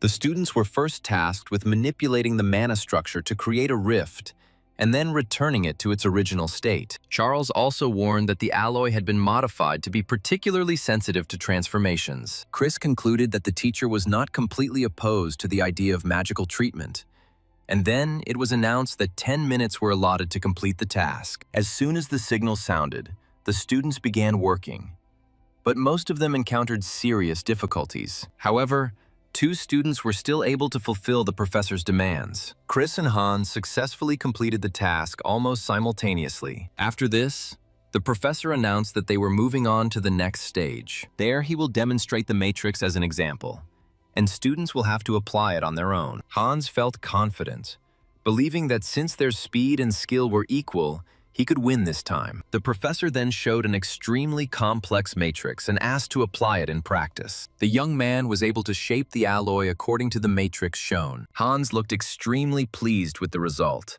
considering it perfect in every respect. However, the teacher then addressed him by name and ordered him to return the alloy to its original state. Then the guy became confused, and then he suddenly discovered that the mana structure was completely damaged. The professor explained that the alloy was not capable of withstanding such a transformation, meaning that the processing method was incorrect. Hans followed his instructions literally, so he didn't understand what the problem was. Charles replied that he had failed to understand the true potential of the metal, something he had previously emphasized. The teacher went on to explain that if it is impossible to restore the altered matrix, then the mechanism is not transformed, but destroyed.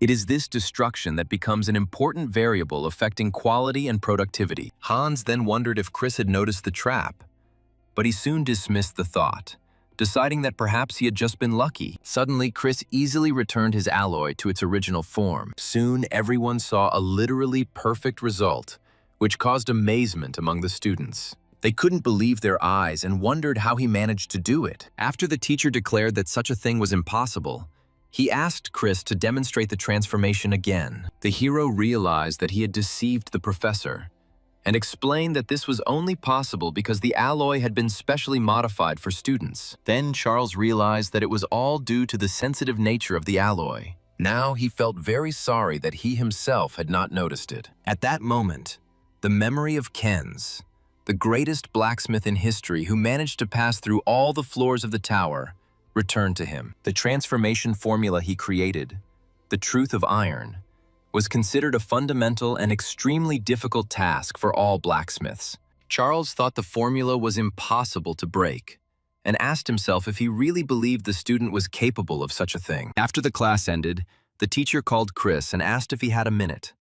The boy answered, puzzled as to what was going on. Charles gave him a gift, thanking him for his help and for his decision to join Babylon. When the young man opened the box, inside he found crimson fire jade, a rare ore capable of smelting mixed metals. The professor explained that if he absorbed the essence of this stone, he would be able to permanently strengthen his crimson flame. Chris then thanked his mentor, confirming that this gift would be very useful for him. Charles then asked him if he wanted to sign up for his elective. The hero asked whether they were talking about studying the origins of weapons, surprising the teacher with his knowledge. Chris confirmed that he knew about it, muttering to himself that the course was one of the most well-funded in Babylon. However, Chris hesitated, remembering that before the regression he had not heard Charles's name, which meant that his fate had not turned out well. However, he realized that he was still facing a mentor who was attracting attention, and so he decided to enroll in the course. The teacher was surprised to hear that he had already signed up for several courses,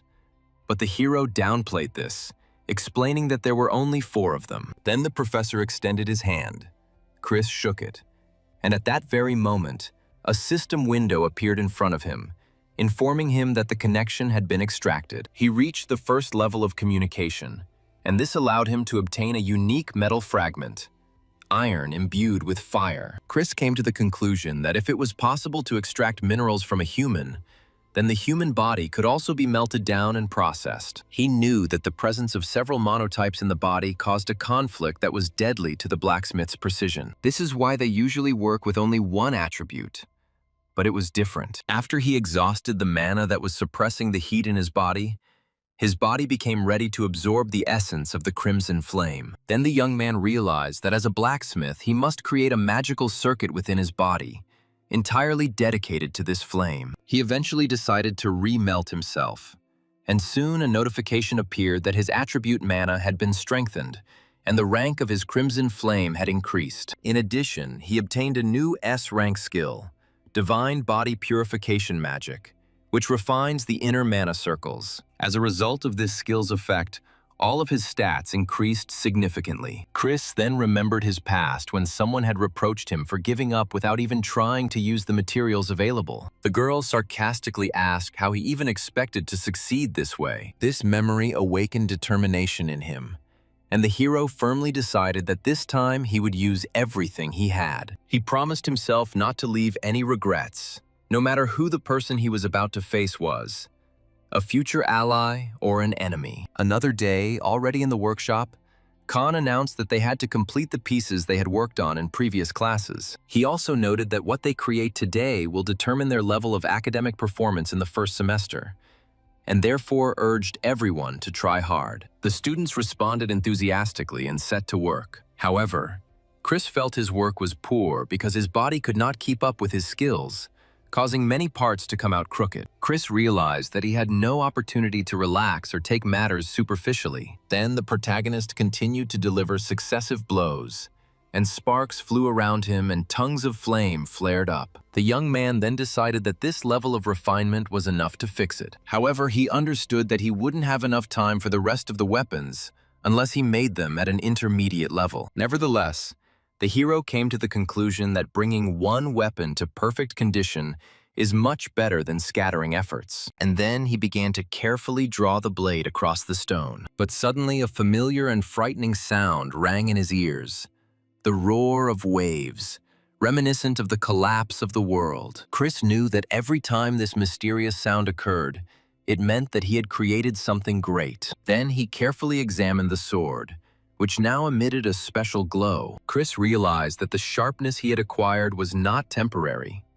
It was a cutting edge inscribed into the very essence of the blade. At that moment, a system window appeared in front of the main character, informing him of the completion of a weapon called White Light. Chris rated the result as quite decent, especially considering that the base was made from regular hardware. Then the young man smiled, feeling how his skills and experience, which he had possessed before the regression, were gradually returning to him. On the other hand, some students complained about the weight of their weapons and the difficulty of the task. The next morning, Saturday, Chris met Leah at one of the outdoor cafes on campus. The hero explained that he was curious to learn the basics of her work, but she said that her personal workspace was more private. Then they walked away from the city together, causing the young man to wonder in surprise if this place was too far away. They soon reached a wooden house with a sign indicating that it was Akarkoop's workshop. As soon as they entered, Leah called loudly to her grandmother, announcing her return. In response, the elderly woman holding the frying pan turned around sharply and said that she was not deaf. Then the old woman looked closely at Chris and asked her granddaughter if he was really her boyfriend. Leah introduced him as the best student of the Borsippa faculty, and the old woman declared that Babylon had fallen into decay. She then introduced herself as Helena, and Chris responded with a polite greeting and said that he was a first-year student in the forging department. Then Helena ordered her granddaughter not to waste time and start working, because due to the new students, they had a lot of work to do this week. Then the elderly woman said she was glad to see them and pointed towards the workshop. Chris noticed the quality of the tools and concluded that this woman's skills were much higher than he expected. He then wondered why she was running a hardware store in such a secluded place. Leah then drew his attention to the makeup palette and explained that the colored powders in it were made from crushed mana stones. Chris looked at the palette, remembering that the standard was usually limited to 8 colors,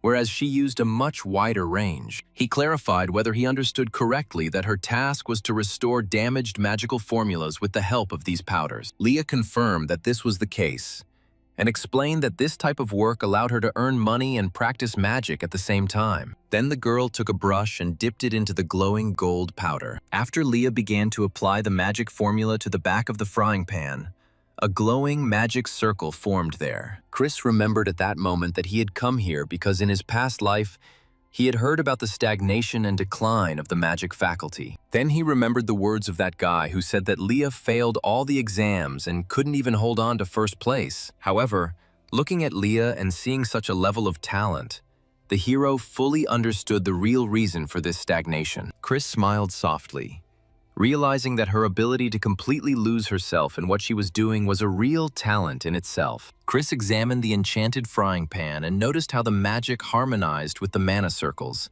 giving the tools special properties. He realized that his hands were yearning to engrave white light again after a long break. Helena, seeing his desires, offered him to use something and choose any item from the accumulated pile of tools. At that moment, the hero cast a displeased glance at her, wondering if she was trying to take advantage of him. However, his attention was soon drawn to a specialized and high-quality sharpening stone. Then the hero smiled, deciding that having a tool of such a level was worth trying. Helena watched him with interest, wondering why he had chosen this particular subject. Meanwhile, Chris carefully examined the knife and noticed that it was made by a true master who was well-versed in working with blades. After this, the young man set to work, believing that the knife's creator would be able to use it brilliantly, even if it were sharpened to the limit. Chris then began sharpening the blade with quick, smooth movements.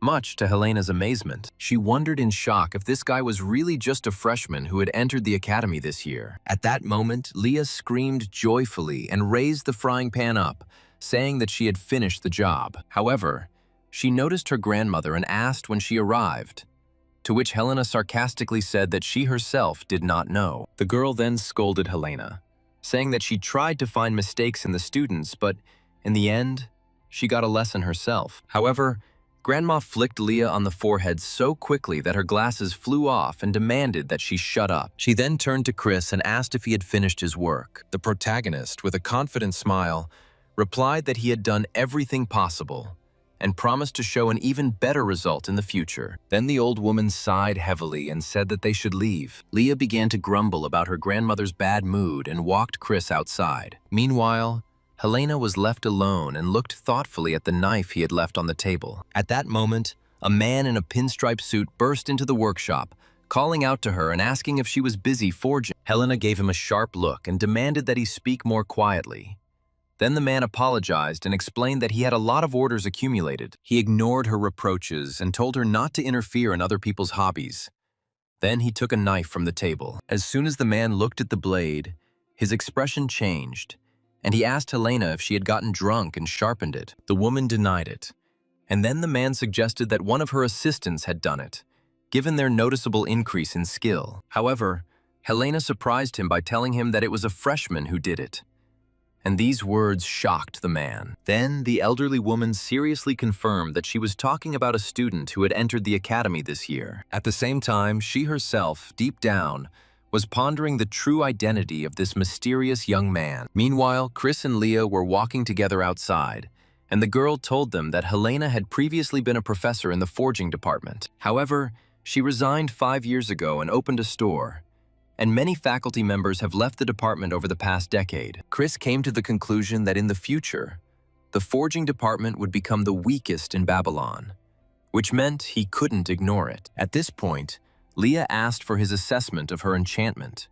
and Chris praised her for having a solid foundation free of errors. The girl laughed sheepishly, but the hero unexpectedly pointed out directly that her thinking was narrow and limited. The young man explained that she had thought of a more effective way to perform magic, but had not decided to use it. Chris said that ignorance can be removed by education, but the real problem is having knowledge without applying it. He also confirmed that the creator's imagination is his main weapon and talent, and that she suppresses this talent within herself. Leah bitterly recalled her past failures and justified herself by admitting that she understood this. Meanwhile, Chris took out his tool and began to explain his idea in practice, saying that she should concentrate carefully. If we imagine the task as the need to place a stone underwater, then forging consists of creating this stone and placing it. At the same time, the role of magic is to carve the image of this stone so that it appears above the surface of the water. He then demonstrated this in practice, and this spectacle caused Leah great amazement and admiration. Chris explained to Leah that the real enhancement was not given to the weapon's appearance, but was embedded deep within its internal structure. The hero then added that if one layer is not enough, magic can be divided into several layers. The next moment, the young man threw the knife forward with a sharp movement, and it pierced the air, creating a shockwave. The blade pierced the tree trunk, and a white, cutting flash of energy erupted from it after the crimson ring. Chris noted to himself that what he had demonstrated could not be called full-fledged magic, but it was quite sufficient. Leah was lost in thought, and the hero was finally convinced that geniuses always find a way to develop even in moments of doubt. Suddenly, the girl broke the silence and demanded that he lend her the knife. She began to shake him, begging and promising that she would reforge him properly and return him back. Yielding to her persistence, Chris calmly handed her a whole set of knives, saying that she could have them all. Then Leah literally jumped with joy, expressing gratitude and even declaring that she adored Chris. At that moment, a system window appeared in front of Chris, informing him that the first-level connection with Leah Claudel had been extracted. The hero only smiled to himself, amazed by her youthful energy, overflowing with vitality. Later, in the arena stands, Chris waited for the event to begin, thinking that today would finally be his meeting with one of the 3 dogs. At that moment, his thoughts were interrupted by Erica, who was standing right behind him, and the hero then asked what she was doing. The girl, with a completely emotionless expression on her face, said that she was following him, and Chris asked if she would leave if he asked her to. She immediately agreed, but added that in that case, she would simply observe him from a close distance. Eventually, the protagonist relented and invited her to go inside together, while the system displayed the materials he had received through connections. The first was a 4-pointed stone obtained from Erica, capable of correcting the damaged internal structure of mana. The second was a composite burst from Leah, which enhanced the potential of mixed materials to the limit. Meanwhile, the presenter welcomed the new students and announced that a classification battle would take place today. She introduced herself as Renee, the youngest professor in the martial arts department. She then began introducing the participants, announcing the entrance of the arena champion, a 4th-year student and representative of the Myers family. She held the top spot for 3 years in a row and was described as the ideal A-rank hero. To thunderous applause from the audience, Aria Myers, known as the Saint of the Sword and the Conqueror of the Tower of Heroes, entered the arena. Chris and Erica watched the proceedings among the cheering crowd as the host announced the first contender. He turned out to be the best 3rd-year student of the Spear Combat Department, occupying 10th place and the heir to the spear's smoldering flame wheel. Chris smiled slightly as he saw the young man enter the arena. That man was none other than Mad Dog Sam. The fight broke out instantly,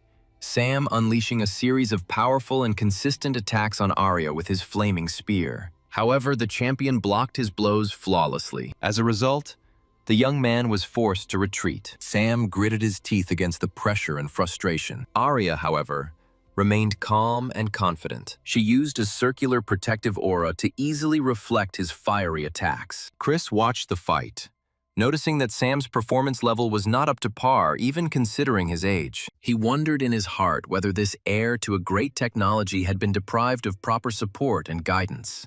The hero carefully analyzed the details of the battle and came to the conclusion that Sam's style had many annoying flaws. However, the most obvious and serious problem was the weapon he held in his hands. The duel ended with Arya putting her sword to his neck. Deciding that there was no point in fighting any further, Sam admitted his defeat. The girl stood proudly and was declared the winner. The arena erupted in applause, after which host Renee announced that she intended to conduct interviews with the participants. However, Sam had already left the arena early due to special circumstances. Arya then laughed, saying that even for her, it would be difficult to fight a 9th-rank fighter right away. The presenter then suggested replacing the interview with a question-and-answer session, which drew cheers from the crowd. The protagonist noticed the young man's gloomy mood, so he stood up, deciding to leave. Erica asked if he was going to leave the arena without watching the whole thing, to which he replied that he didn't like such events. Chris walked down the stands, silently calling Arya annoying. Erica didn't understand the reasons for his irritation, although she was relieved that he hadn't come because of her eldest. Meanwhile, she was attracted by the voice of the winner coming from the arena. Arya watched him with curiosity, finding him an interesting freshman. She noted with a mysterious smile that perhaps someone worthy of her attention had appeared. In the garden near the martial arts hall, Sam sat alone, sighing heavily. Chris walked up to him with quiet steps, looking at him carefully. The hero remembered that, despite his bad character, Sam would become the mainstay of the Death Squad and sacrifice himself to overthrow the god of the Sea of Death. Chris hoped that this time he could get the Destiny Stone peacefully before the young man lost his mind. So he spoke to him first, asking if he had been following the fight. Sam turned his head slightly and recognized him as the best student of the Borsippa faculty, and sharply asked why he was here. Chris was surprised by such a hostile reaction and tried to defuse the situation by saying that he would like to talk to him. However, the young man rudely refused and demanded that he leave. Then the protagonist insisted, explaining that this conversation would be useful for him as well, and asked to listen at least once. This persistence caused Sam to become angry, and he declared that he hated weaklings who couldn't do anything for themselves. In the end, he told Chris to forget about it and go away. The hero fell silent, comparing what was happening to the future, where Sam would become a mad dog, and noted that now he looked more polite. Then the main character realized that this situation could not be resolved with words. Sam looked at him sharply, realizing that Chris wasn't going to back down. In response, the hero said that he would say only one thing. With a confident tone, the young man declared that the legacy of the smoldering flame wheel spear would end with him. These words drove Sam to the limit of rage, and he immediately rushed into the attack. The next moment, he delivered a direct blow. In response, Chris activated the Fate imprint, causing his fist to glow with powerful energy. The hero delivered a powerful blow that dispersed the flaming spear's attack and sent Sam flying back. He was shocked that the blacksmith was able to block a blow saturated with his mana. He admitted to himself that Chris deserved the title of top student, and perhaps he really was worth talking to. At that moment, Sam noticed that a trace of his mana still remained in the air, and he gathered his strength, preparing to demonstrate the true power of the spear. He then attacked with all his might, unleashing a huge fire blast and saying that this was the end. Suddenly, an explosion occurred at the site of their skirmish. But it was not the main character that was thrown back, but Sam himself. Chris, with a simple and calm movement of his hand, managed to dispel this attack and completely extinguish it. Sam froze in shock. The sparks that should have been controlled only by his mana were now between Chris's hands. Sam was deeply shocked. His opponent not only stopped the attack, but was also able to capture the essence of his energy and control it. After that, he tried to attack the hero again, but missed. A confident smile appeared on Chris's face. At that moment, he realized that his opponent was close to completely losing control of himself. Then he remembered the future, where Sam's unstable nature led to the terrible massacre of the Fireflower sect. Realizing that he was facing a man with a dangerous nature, Chris ignored his anger. Meanwhile, Sam himself rushed to block the next attack. However, the hero felt that the skill's effect was coming to an end, and his body had reached its limit. It is no longer possible to establish a peaceful connection with this young man, and to achieve the goal it will be necessary to suppress him by force. But before he could deliver the decisive blow, someone stopped them. It turned out that Jake Myers suddenly intervened and stopped Sam's fist at the last moment, which greatly surprised Chris. Sam asked him if he knew the best student in the Borsippa faculty, and he said that he only knew him partially. After this, Sam ordered them to move away, and Jake immediately obeyed. He then grabbed Chris and enthusiastically pulled him along with him, leading him away. As they walked away, Chris tried to say something, but the young man interrupted him, telling him to be quiet and quicken his pace. Meanwhile, Sam was left alone, gradually coming to his senses. Overcome with regret for having lost his composure, he revealed his power in such a way that he almost threatened the reputation of his master and the martial art. Jake began to scold Chris for his recklessness, which almost cost him his life, and asked why he had provoked the older student. However, the hero only responded with a joke, but admitted to himself that the situation was indeed dangerous. The hero thought, comparing Sam's current relatively calm character with the crazy dog he would become in the future. Chris then turned his attention to Jake and asked if his hand was okay. Jake laughed heartily and said that his arms were the strongest part of his body, and there was no need to worry about them. After that, he became serious and asked an important question, inquiring about what Chris said about his older sister, Aria Myers, in the arena. The protagonist responded indifferently that he hadn't said anything special, only remarked that she was a little arrogant. These words made Jake's eyes widen in shock, and he realized that this was why his sister was asking so many questions about Chris. The young man then came to the conclusion that his sister had shown a genuine interest in Chris. To Chris's surprise, it turned out that Aria had actually heard their conversation despite the noise of the crowd.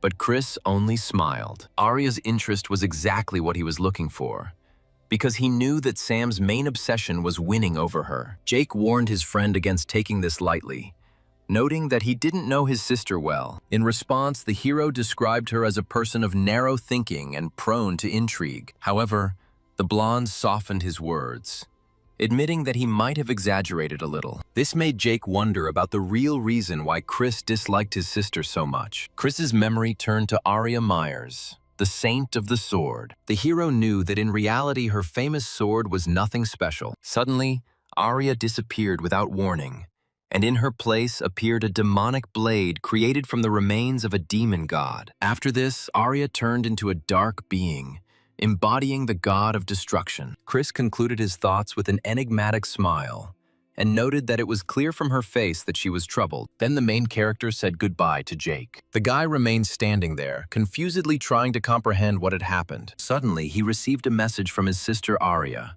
asking him to continue to tell her news about this interesting young man. He had barely read the message when another beep sounded, making him tremble with fear. It was his sister again, pretending to be friendly and asking him to do her a favor. Then Jake sighed heavily and continued walking, resigned to his fate. The next morning, Chris sat in the lecture hall and wondered if he had overdone it in his fight with Sam the previous day. At that moment, the office door opened and a miniature man walked inside. Teacher Rizdova announced that he would be teaching them classes for the next 2 weeks, and that the topic of the lesson would be attribute forging. The students began to whisper, as this professor was known for his eccentricity and unpredictable behavior. Reese explained that he would show them the budget allocation for the first semester, and then began calling the students one by one. He finally named Chris, while the others expected his budget to be at least 3 times their own. However, the teacher suddenly announced that his budget had not yet been determined,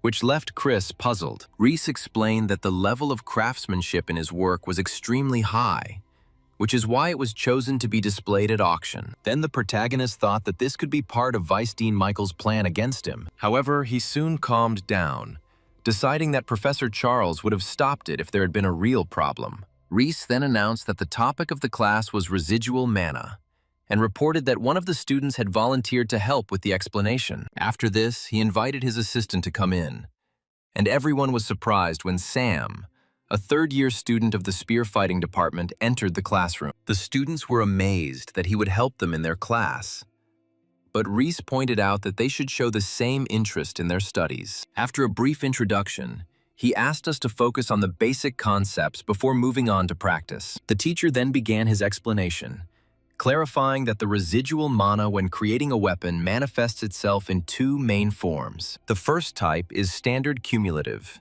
and the second, autonomous, either generates mana itself or absorbs it from the environment. Each type has its own advantages and disadvantages, but the standalone version is the most difficult to create, so he advised the students to focus on the accumulative type for now, and then asked the assistant to speak. Sam then summoned dense red mana, and Reese explained that fire mana was highly unstable and difficult to use. However, when this feature is suppressed, it acquires a remarkable stability. This is exactly what Sam demonstrated by forming glowing rings of fire, a technique known as the smoldering flame wheel. The students were impressed by his control over the fire mana, and even Hans admitted that he could barely control it using an entire furnace. Then Reese urged them to take advantage of the presence of a strong assistant and gave them a new assignment that had to be submitted by the following Thursday. He said that the theme of the task would be the accumulation of residual fire element mana, but the students could create any items. He then ordered everyone to go to the processing room and change for work. Hans saw this as an opportunity to bond with the senior and enthusiastically approached him, greeting him. However, Sam interrupted him with an icy glare and told him to stay away. Then the boy and his friends retreated, feeling humiliated. Meanwhile, Sam watched Chris as he headed towards the exit. He called out his name, clearly intending to speak privately. He stopped him and asked him sharply what he knew about him. Chris began his explanation by pointing out that the level of mastery of the residual fire spear technique was determined by the number of fire wheels. The hero added that Sam controlled 3 wheels with ease, but if he had put in all his effort, he could have held 6 at the same time. Hearing this, the young man hurried after him and demanded an explanation. However, Chris suddenly noted that Sam had already reached the 7-wheel level, and these words shocked the young man. Chris added that Sam suddenly lost the ability to control this number of wheels and hid it even from his great mentor. He explained that he had a certain talent in working with fire and was therefore able to notice a flaw in the boy's style when he used flames. He said that Sam was misusing his hidden potential, allowing it to leak away and dissipate. The young man then asked Chris with anticipation if he knew the cause of this problem. The hero confirmed this, continuing to walk forward, but added that he saw no reason to explain this to him. These words left Sam confused. Eventually, the young man resigned himself to the situation and asked what he wanted. Chris then began to lay out his terms, stating that any advice or assistance would be provided at a fair price. He also added that Sam would have to consult with him on any issues that he found difficult. Sam demanded that he explain the matter first before they reached the forge. However, without waiting for an answer, he agreed to the conditions. And yet Sam asked to provide evidence of the truth of what was said. Later that day, in the workshop, the students whispered to each other as they watched Chris. They were surprised by his method of work, which seemed chaotic.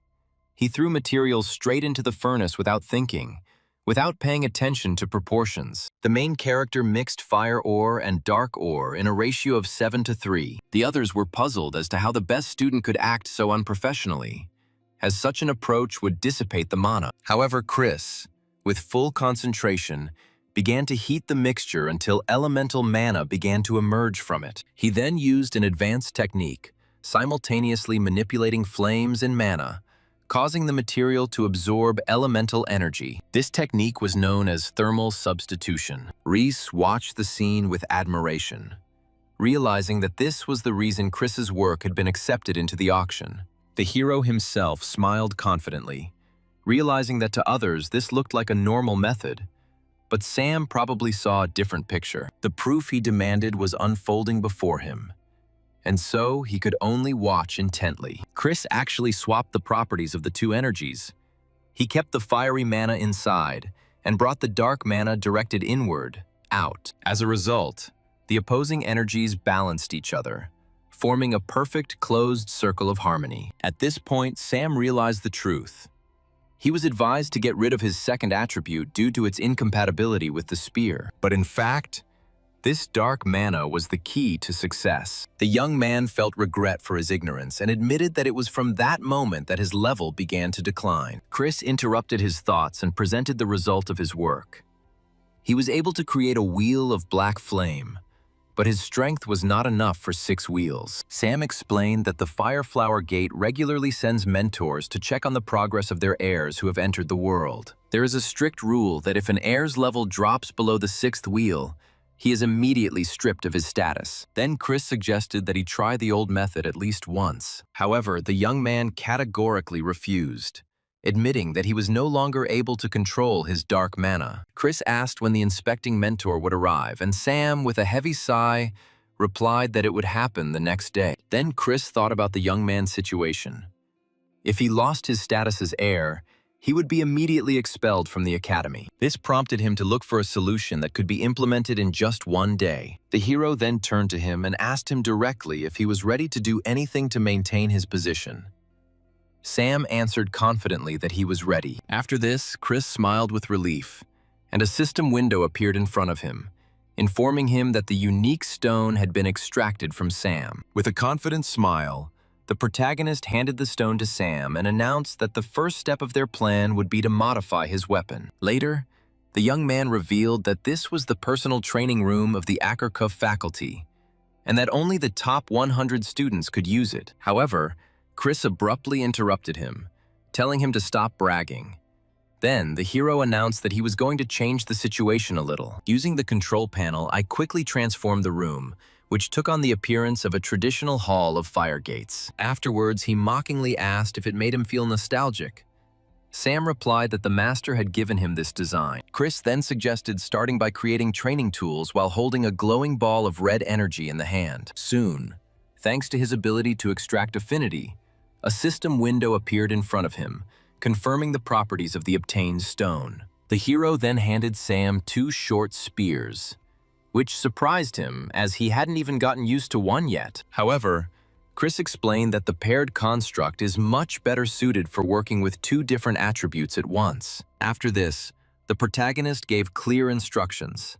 The left hand should form a ring, and the right hand should release dark mana. When Sam asked if they should just release her, Chris confirmed it. However, as soon as the young man tried to follow the instructions, the energy got out of control and exploded. Sam, in shock, tried to understand what had happened. Chris explained that he had unknowingly allowed dark mana to enter his left hand. Overlaying multiple types of mana is fine in itself. The problem is the chaos that causes the energies to interfere with each other. He added that the reason was that Sam had been trying to suppress the dark mana all this time instead of combining it with the fire mana. But he assured Sam that once he got used to using both powers at the same time, achieving the 6 rings would be an easy task for him. After this, the hero gave him special equipment to continue training, and Sam was impressed with the equipment he received. After 3 hours of intense training, he was already fighting using 2 spears while in a whirlwind of fire and dark energy. Chris watched him with approval, noting the speed of his adaptation. The hero considered this to be entirely logical, since this style of training was developed by him in the future. He then decided to test the limits of the young man's talent in the past, and began to carefully analyze every detail of his movements. He examined his breathing, the work of his muscles, the shift in his center of gravity, as well as the waves of mana in his body and escaping through his palms. When Sam asked why he was staring so intently, Chris calmly replied that he was collecting data. The protagonist then explained that he needed this data to create the weapon he would use. However, he warned the young man not to get his expectations too high, as it was only a side project for an academic assignment. In response, Sam noted with irony that he didn't expect much from equipment created by a first-year student. After that, Chris changed the subject and asked why he was so obsessed with maintaining his status as heir. After a short pause, the young man revealed the real reason. His mentor wanted him to become the next head of the sect. Sam explained that as a student, he was only carrying out his will. This mentor was an S-rank hero and the first leader of the Flame Gate, who once adopted an orphaned youth. Despite rumors that he had lost influence after the injury, Chris understood that this man had absolute power over Sam. At that moment, while Chris was thinking that they should improve their relationship, the system window showed that their connection level had reached the 3rd level. And then Sam interrupted his thoughts, asking him directly why he was helping him. Chris then replied that the reason was the 6 great demonic worlds. These are places swallowed by a chaotic swamp and teeming with monsters. He revealed his plan to infiltrate each of these worlds, and to do this, he would need people, as well as materials to create weapons. If Sam becomes the next head of the Gates of Flame, he will have the skills and resources needed to support them. But he noted that he shouldn't think that he was going to help him out of the kindness of his heart. Sam acknowledged the truth of these words because any help comes at a price, and then he made a counteroffer. He asked Chris to help him become the head of the gate, promising to follow him in return. And then Chris remembered a scene from his past life. In his past life, Sam only asked him to create a weapon, while he himself took on the destruction of the demon god. Remembering this, the hero smiled. He then took out the red-black affinity stone and asked him if he was sure of his decision and if he would regret it. Chris, with an almost demonic smile, declared that he would make him the head of the sect, even if he himself did not want it. The next day, in the dueling hall, a man in traditional uniform met Sam, addressing him as young master. It was Xander, the mentor of the 7 rings of the Flame Gate. Sam inquired about the identity of the people accompanying him, and Xander explained that they were disciples personally chosen by the head of the sect. Then, with a sly smile, he added that Sam was the most talented after the future head of the sect. However, he abruptly interrupted him, reminding him that the next chapter had not yet been determined, and demanded that he watch his words. Xander then apologized, citing a slip of the tongue, and offered to begin assessing his abilities. The young man refused, after which he confidently stated that he intended to apply for promotion to the level of the 7 rings. These words shocked the mentor, who privately doubted how someone who only knew training could dare to claim the post of head. Xander remembered the man's instructions, who told him to deal with Sam if he was summoned to the level of the 7 rings, and promised to settle everything. The mentor reminded that the duel with the instructor begins precisely at the level of the 7 rings, but Sam said that he talks too much. These words angered Xander, who ordered his spear to be brought and announced that the test would be conducted in a duel. Such a duel was a direct clash of strength, where the one whose ring of fire was stronger would win. After the start of the fight was announced, Sam took an offensive stance. The mentor mocked his double spears, calling this style primitive. Xander chided him, wondering if he had forgotten the sect leader's words about suppressing the Dark Star's demonic power. He declared that such crude fires were no match for the true flame. In response, Sam confidently said that the result would be obvious in battle, and Xander threatened that he would regret it. Immediately after this, the battle began rapidly. The opponents exchanged powerful and consistent blows. Sam demonstrated the full power of his flame to the arrogant man. The mentor was shocked by the power of Sam's attacks. He felt that his fire dragon was not just being suppressed, but literally being torn apart. And then Xander suddenly heard his weapon start to crackle strangely. As a result, the young man managed to destroy his opponent's spear. Xander fell to his knees, defeated and shocked. Sam stood confidently with the new weapon in his hands, asking if he still considered his style rough. While Chris was pondering the future, Sam explained that after the promotion ceremony, he would be officially recognized as a gate instructor. Sam explained that there were two main conditions to become the head of a cult. The first is reaching the level of 8 rings, and the second is receiving the approval and support of the majority of the sect's mentors. Sam confidently stated that he could reach the level of the 8 rings and win the approval of the mentors through duels. However, he noted that future battles would no longer be simple duels of strength like today's, and therefore would not be so easy. Then Chris, with a sly smile, reminded him that he should think about how he was going to pay for his help. Sam asked for clarification on what exactly was required, promising to provide everything, be it money or materials, within reasonable limits. However, the young man unexpectedly added that he had one more request, surprising Chris with his persistence. Sam looked at the weapon in his hands, acknowledged its quality, but noted that it was only a temporarily borrowed copy. He wondered what kind of legendary spear Chris would create next,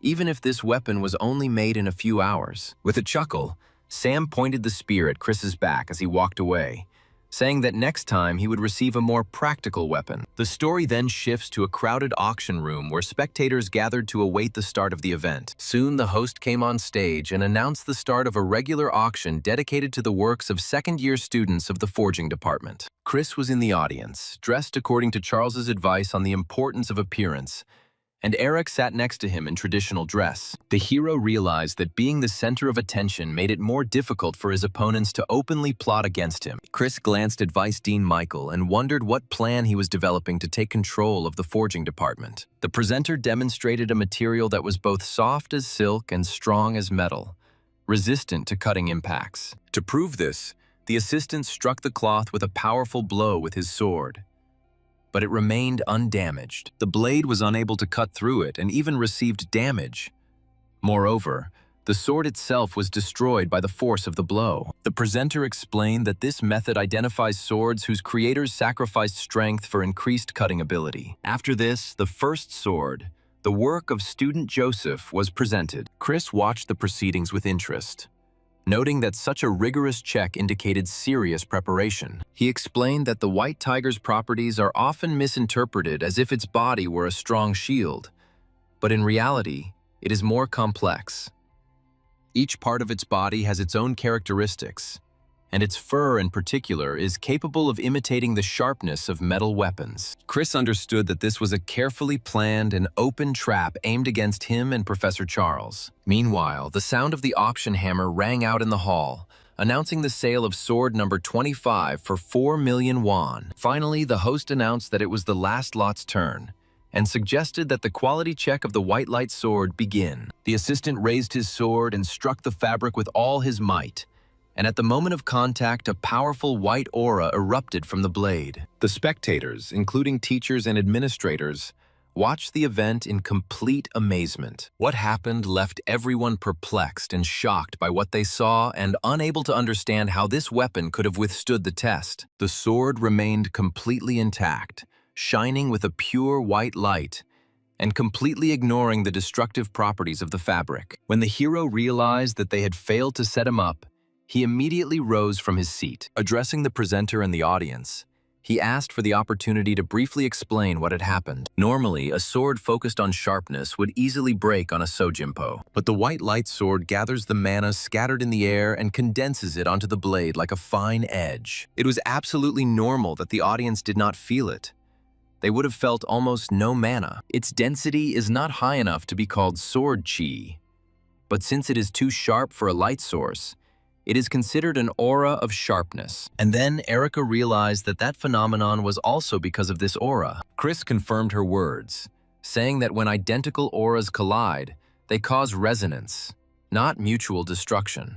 And using this, he could do something interesting. The hero cut through the high-class four-pointed stone with his sword in an instant. Now he felt that the chaotically fluctuating mana was gradually becoming orderly. All that needed to be added was a clearly defined path. When everything was ready, the sword glowed with bright energy, and its rank was upgraded to epic before the eyes of the audience. Once the transformation was complete, Chris realized that his guess was correct.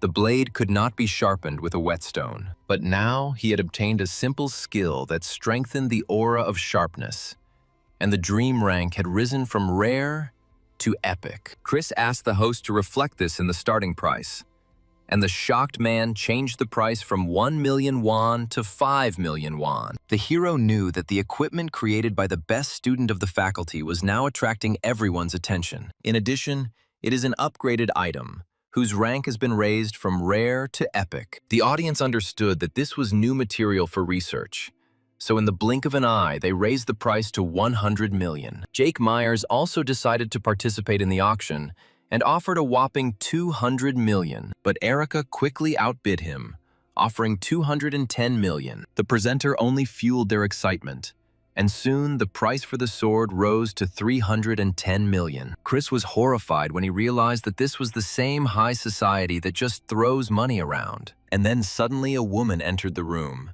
interrupting all the proposals at once, since she herself was ready to give 600 million. Jake realized with horror that he had failed to fulfill his sister's request to buy back the weapon at any cost. As it turned out, that woman was Dean Rebecca herself, who showed up like a whale at a shrimp fight. Both Jake and Erica were devastated because they couldn't beat that price. The presenter also froze in horror upon hearing such a huge sum. But in the end, he announced that the white light sword had been sold to Rebecca for 600 million. Professor Charles was more than pleased with this outcome of events. Soon, the hero went to the dean's office, where he checked his bank account, which had already been replenished with 600 million. He happily confirmed to Rebecca that the entire amount had arrived on his card. Chris then asked how she planned to use the sword, and the girl said that she planned to go into a dangerous area and test it. She explained that she felt sorry to use such an object simply for training. Chris said he would like to try it out and asked if she had chosen a location,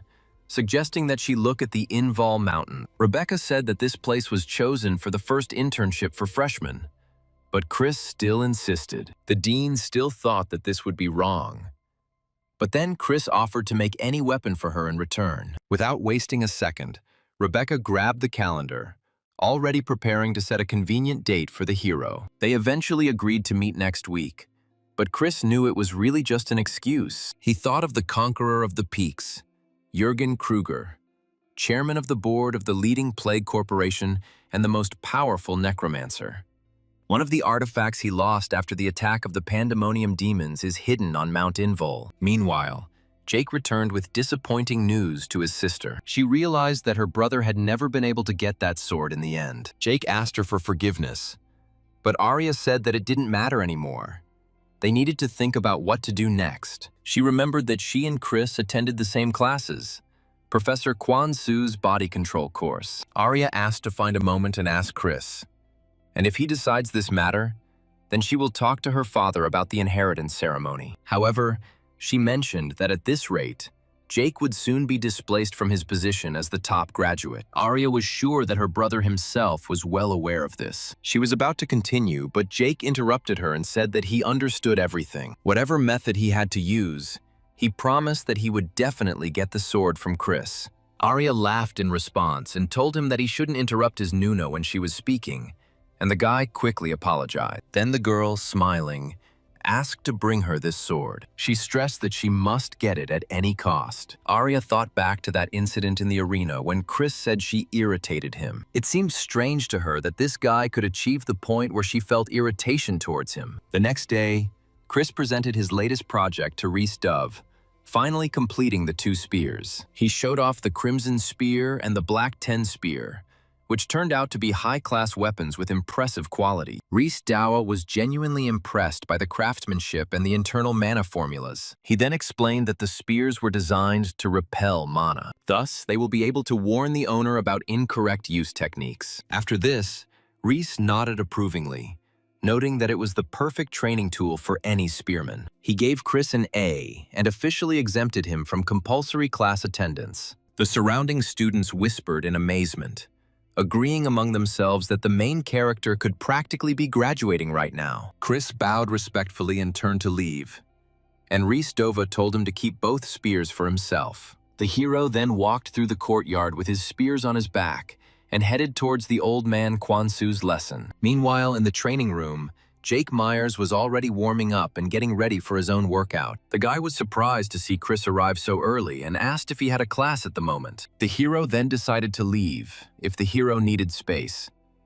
But Jake was actually just looking for an opportunity to start a conversation. He tried to ask for a favor, but Chris's cold expression made it clear what the answer would be. The protagonist immediately refused, without even allowing Jake to explain what his request was. Chris then pointed out that it was actually his sister Arya who wanted the weapon. The hero understood perfectly well that a mediocre weapon would only make a legendary heroine like Arya lose interest in him. Realizing that words hadn't achieved anything, Jake reached into his bag, deciding to use another method of persuasion. He took out the Black Flame Hammer, a heroic rank artifact.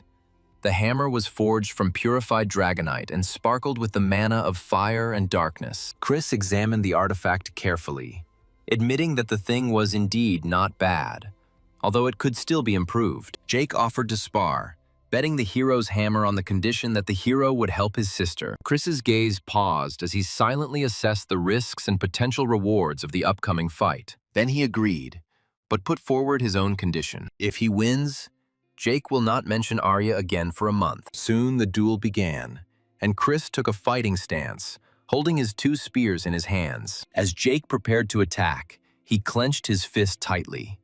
The guy was going to fight with all his strength from the very beginning. The hero was impressed by the level of mana compression and immediately recognized the power that the enemy had used during their previous encounter. Chris then touched the four-pointed stone on his wrist, a tool that allowed him to harness the power of other people. A system notification confirmed that Erica's bond fingerprint had been disabled and replaced with Rebecca's voracious iron. After this, his mana began to fluctuate, independently restructuring itself into an optimal state for the upcoming strike. The weight of the weapon felt perfect as Chris prepared to show Jake Myers the true meaning of a real fight. Jake was caught off guard by Chris's stance and nodded, noting how naturally he handled the short spear. However, he warned Chris that conventional weapons alone would not be enough to surpass his more advanced technique. The next moment, Jake rushed forward, intending to prove that the title of best student was not given to him for the sake of beautiful words. The two opponents collided, red and blue mana exploding around them as they exchanged blows. Jake shouted that he wouldn't let himself be suppressed so easily this time. However, Chris remained absolutely calm, and suddenly, between them, in the darkness, a small but extremely bright flame flared up. Jake involuntarily flinched as a huge wave of fire attribute mana erupted from the hero's spear. Then Chris quietly said the name of the move: Smoldering Flame Wheel Spear. The protagonist recalled the stories he heard from Sam. At first, he only sought to increase the level of his connection with them for the sake of profit. However, when they revealed themselves to him, the legends shared forbidden techniques that had never been passed on to anyone before. Back then, Chris was insulted and constantly criticized for his pathetic attempts at imitation. And although those words still caused pain, the hero understood that now he was capable of at least a crude imitation of their power. Chris then directed the flame into his spear, and with a wide swing he cut through the air, and a long arc of fire stretched behind the blade. Jake was forced to retreat because he realized that he had lost control of the battle and was on the defensive the entire time. It felt like Chris was literally dragging him along, completely imposing his own pace on the fight. He came to the conclusion that if he could simply delay the time until the skill's effect ended, he could still turn the tide of the fight. After that, Jake jumped back, keeping his distance and buying himself some time. Chris admitted that the blonde student had excellent instincts, as one would expect from the Academy's top student. Deciding to end the fight as quickly as possible, the hero activated the mana in the ink spider bracelet he received from Sam. Jake watched in horror, thinking that Chris had committed suicide by mixing such unstable energies. Desperate to survive the oncoming blow, Jake clapped his hands together, his blue mana flaring in a last-ditch attempt to defend himself. He knew he couldn't take that blow head-on. Then the guy used the Myers-style shapeless sword, a blue thread of light. The protagonist calmly watched as blue threads wrapped around his weapon. However, he only indifferently noted that the reception was not bad. At that moment, the silhouette of a blood-red moon appeared behind Chris, and the hero decided not to hold back any longer, realizing that he could not lose the bet. He then used his strongest move, the first form of the spear, Smoldering Flame Wheel, Crescent Moon Eclipse. The sound of the collision was deafening, and red and blue sparks flew apart like shards of glass. The force of the technique created a shockwave that rolled through the entire building, and as the dust began to settle, shards of mana still shimmered in the air. Chris continued to stand calmly, illuminated by the fading glow of his technique. He looked completely unperturbed. Jake looked at Chris with disbelief, and that's when the boy realized that the gap between them was much greater than he had imagined. A system window appeared in front of Chris, confirming that a first-level connection had been established with Jake Myers. Finally, the fair-haired fighter dropped his hands and admitted defeat. However, Chris only asked if the fight should have been considered a draw, since both had gotten each other at the same time. Jake rubbed the back of his head wearily and admitted that, given Chris's near-lethal technique, he was technically the loser. The boy then said with irritation that he couldn't use a normal sword like everyone else. The protagonist asked why a man with such power didn't just use a sword. Jake gave a tight smile and explained that he could break even heroic-rank swords with just one touch. They couldn't withstand his mana. Then Chris asked Jake to stretch out his right hand so he could examine it carefully. The guy was surprised, but complied with the request. The hero then warned him to relax his hand and calm his mana completely. Otherwise, he could get injured. Chris's eyes flashed golden as he raised the hammer, and Jake felt nervous, unsure of what was about to happen. The next moment, a shockwave hit his palm, causing him to cry out in pain, the impact echoing throughout the hall. Meanwhile, the protagonist carefully observed the energy fluctuations. Then he realized that Jake's mana wasn't just enhancing the weapon, it was changing the internal structure of the material itself. Jake jerked his hand away and demanded to know what it was, irritably. However, Chris ignored his displeasure and only asked if he wanted a sword that would never break. Meanwhile, the system extracted a unique material from Jake Myers' compression stone, an excellent grade ore. The protagonist grinned with satisfaction and promised Jake to create a blade that he would not be able to break, no matter how hard he tried. Suddenly, a beep sounded, attracting Chris's attention. He looked towards the entrance, feeling a heavy aura. A massive figure appeared in the doorway, and the system immediately marked it as a new target for communication. Professor Quan Su. Quan Su looked at Chris and told Jake to step outside for a moment as he wanted to talk to the freshman alone. The guy immediately left the room. The doors slammed shut, leaving the hero alone with the teacher. The professor immediately noted that it was strange to be both an outstanding blacksmith and a first-class spearman. Quan Su asked him who he really was. He then crossed his arms and warned Chris to answer carefully, to avoid any misunderstandings. However, the protagonist remained calm.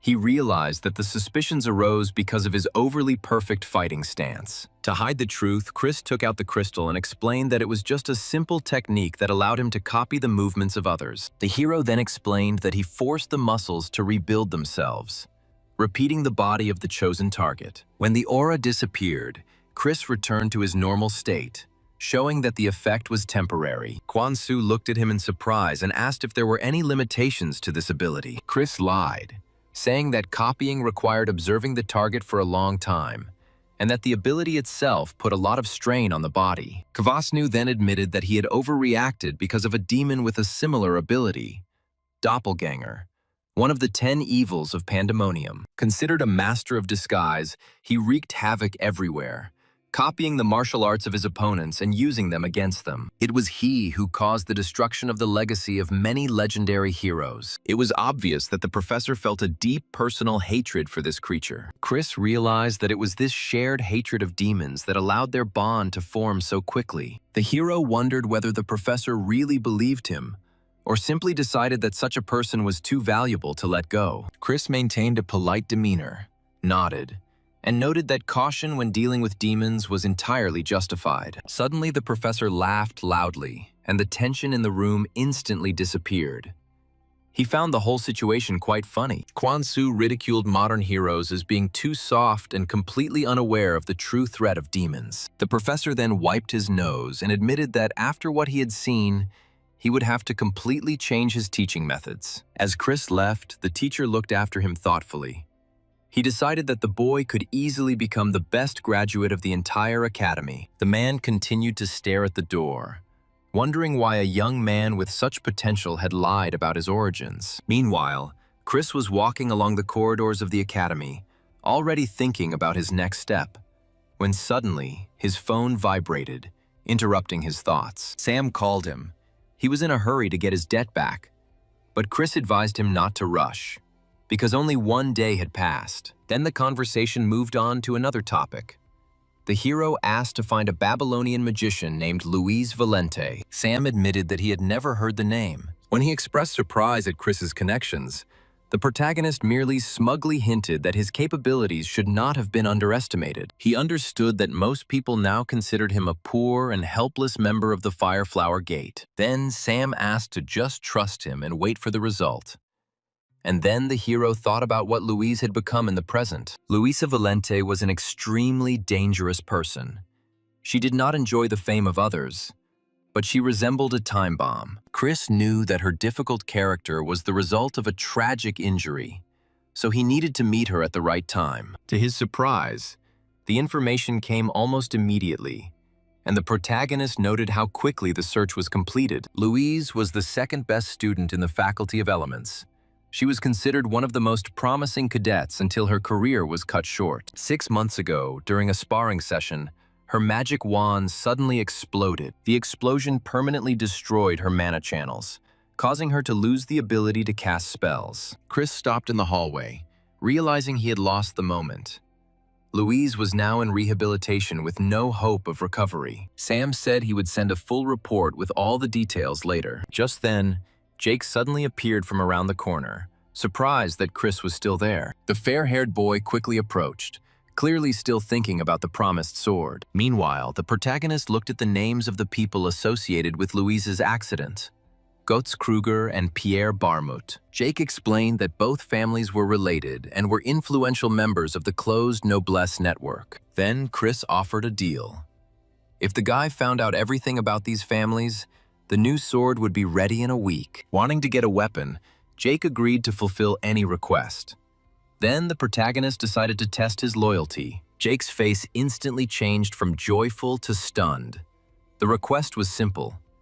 Chris wanted his arm broken. The hero calmly extended his limb and asked for a clean fracture. Meanwhile, the action moved to the Aska Central Hospital, one of the best places for specialized treatment. Inside, a group of doctors watched the latest experiment with open skepticism. Luisa Valente took a deep breath, trying to calm herself before trying again. This was already her 159th attempt. Once known as the Wild Dog, she was now a patient, trying unsuccessfully to cast a simple spell. She gathered mana to create a lava bullet, and flames swirled around it as Louise tried to surpass her own limit. However, the spell immediately broke, and a sharp pain pierced his neck. The girl collapsed to the floor, gasping for breath as the mana rushed back down the wrong path. The system confirmed the reverse flow of mana, and doctors immediately began the procedure of freezing it to prevent Luisa's body from collapsing. At that moment, the girl again saw before her eyes the day of that disaster that destroyed her life. The professor observed another failure and ordered the team to sedate the patient, ending the test. Louise struggled towards him and desperately asked him to give her a short break so she could try again. However, the doctor said that it was all over for the day and she had to stop. Then the professor demoted her to the level of a novice mage and cut her training time short. And then Louise's world collapsed. She tried to follow him, but her body no longer obeyed. Medical staff had to restrain the girl by force as she desperately begged for another chance. The professor didn't even turn around, only ordering that a tranquilizer be administered before she started using up her mana again. However, Louise still managed to break free and continued screaming. saying that she could still cope. But at that moment, a syringe with a tranquilizer flew into her neck. Her vision gradually blurred, and everything around plunged into darkness. Later, the girl woke up to bright sunlight pouring through the window of the hospital room. Louise stared at the ceiling, not a drop of hope left in her eyes. For a while, the girl simply lay there, mentally scolding herself for her own pathetic nature. She realized that she had ruined everything by throwing a tantrum and losing her composure in front of the professor. Louise sat up, realizing she would have to find another way to restore her mana if these experiments were a dead end. Then she went out into the corridor, deciding to take a little walk to clear her head. However, the girl did not look around at all and suddenly crashed into someone. Clutching her nose, she was already starting to lose her temper. It turned out that she had collided with Chris, and the hero simply stood there and looked at her with a heavy gaze. For a moment, Chris was overwhelmed by the memory of the monstrous explosion and the alarming air raid siren. He remembered the thick smoke and the coughing of people rushing around in complete chaos. Then the main character was truly sure that his life had come to an end. Through the veil of smoke, he saw someone running away, accompanied by the incessant wail of sirens. A masked figure stood motionless in the midst of the destruction, and Chris knew full well that this man was extremely dangerous. Then the unknown person jumped into the air and disappeared without a trace, as if she had never been there. The hero immediately realized that this woman possessed at least A-class strength, since she could do something like this. She could walk on air. But what was even more frightening was that she landed right next to him. After this, the stranger literally burned him with her gaze and demanded to know what he was looking at. Now, Chris saw that the same dangerous woman was indeed standing right in front of him, although she was now dressed in a hospital gown. Louise immediately began screaming, demanding that he apologize. But the hero did not even flinch, continuing to silently look at her. Suddenly, Louise felt like she had strained herself too much while she was screaming. The girl's body weakened and she fell to her knees, coughing violently. Chris looked down at her and calmly remarked that if she was sick, she should be resting instead of wandering the hallways. Meanwhile, the girl was internally panicking, worried that if she was caught outside the ward, she would be banned from leaving the room forever. She looked at Chris with undisguised contempt, believing that such a guy was usually unworthy even of her attention. However, the hero did not react to this look in any way and led her into the ward. Then he stopped and asked if she needed help. Then Chris pointed to the nightstand and said that there was a black case in the top drawer. Louise took out a small box, examining it with suspicion and desperate hope for some relief. Chris told her to just take advantage of it so he could leave.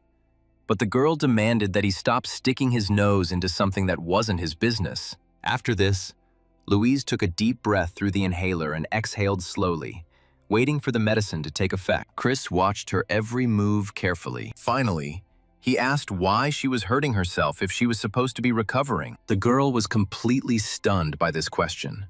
She brushed off his words, saying that he was talking complete nonsense. However, Chris stated outright that the inhaler she had just used was actually destroying her throat. Louise froze and slowly looked down at the device in her hand, the shock growing on her face. Then the girl looked at Chris again with wide eyes, trying to figure out whether he was serious or crazy. The hero pointed to the inhaler and emphasized that it was poison disguised as medicine. At that moment, a loud announcement rang out throughout the hospital, demanding that Chris report to the nurses' station immediately. The protagonist realized that his time was up for today and headed for the exit. Before leaving, he warned her that if she continued to use the device, she would become a magical invalid forever. Louise screamed at him to get out, calling him a pathetic blacksmith who had no right to talk to her like that. Chris just shrugged indifferently and calmly walked out, the door quietly closing behind him. Left alone in the dark room,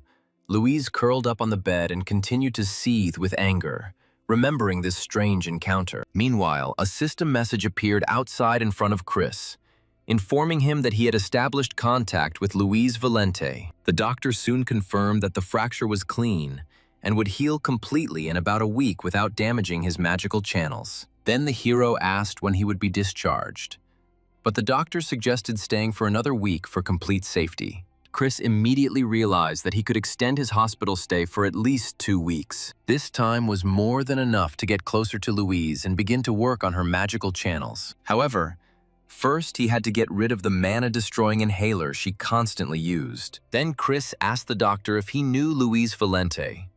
The doctor admitted that he had indeed treated her, and the hero decided to tell everything he saw. He reported that he noticed how the girl had an attack right in the hallway while trying to use magic. The doctor looked genuinely concerned, while Chris played the role of the kind and concerned roommate flawlessly. The doctor thanked him for the information and allowed him to go, and the hero left the office with a smile, noting that everything went perfectly. The next morning, bright sunlight filled Chris's hospital room. The main character was awakened by a phone vibration.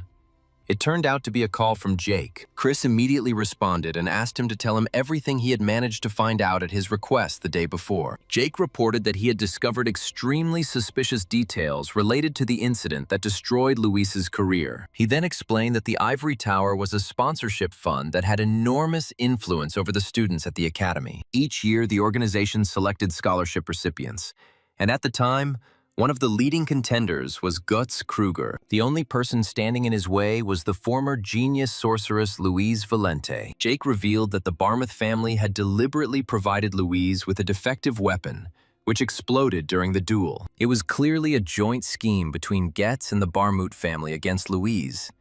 And Chris realized that even the inhaler was part of the conspiracy. Outside the hospital, Jake continued his report over the phone and mentioned that there was another detail that was bothering him about the investigation. He said that Professor Charles from the Elemental Sciences Department personally took up helping Louise and became her protector after her injuries. Chris thought the story looked touching on the surface, but there was something wrong with it. Finally, Jake explained that Erica and Rebecca had been staring at him, so he asked her to tell them he was okay. The protagonist then looked at his phone and saw messages from Sam, demanding to know what was happening. As he calmly walked down the hospital corridor to room number 202, the guy decided to sort out all these issues later. Approaching the door, the hero knocked, and Louise asked from the ward who had come. Chris responded calmly, introducing himself as the man who had helped her the day before. The door immediately swung open, and the girl immediately rushed at him, grabbing him by the hospital gown.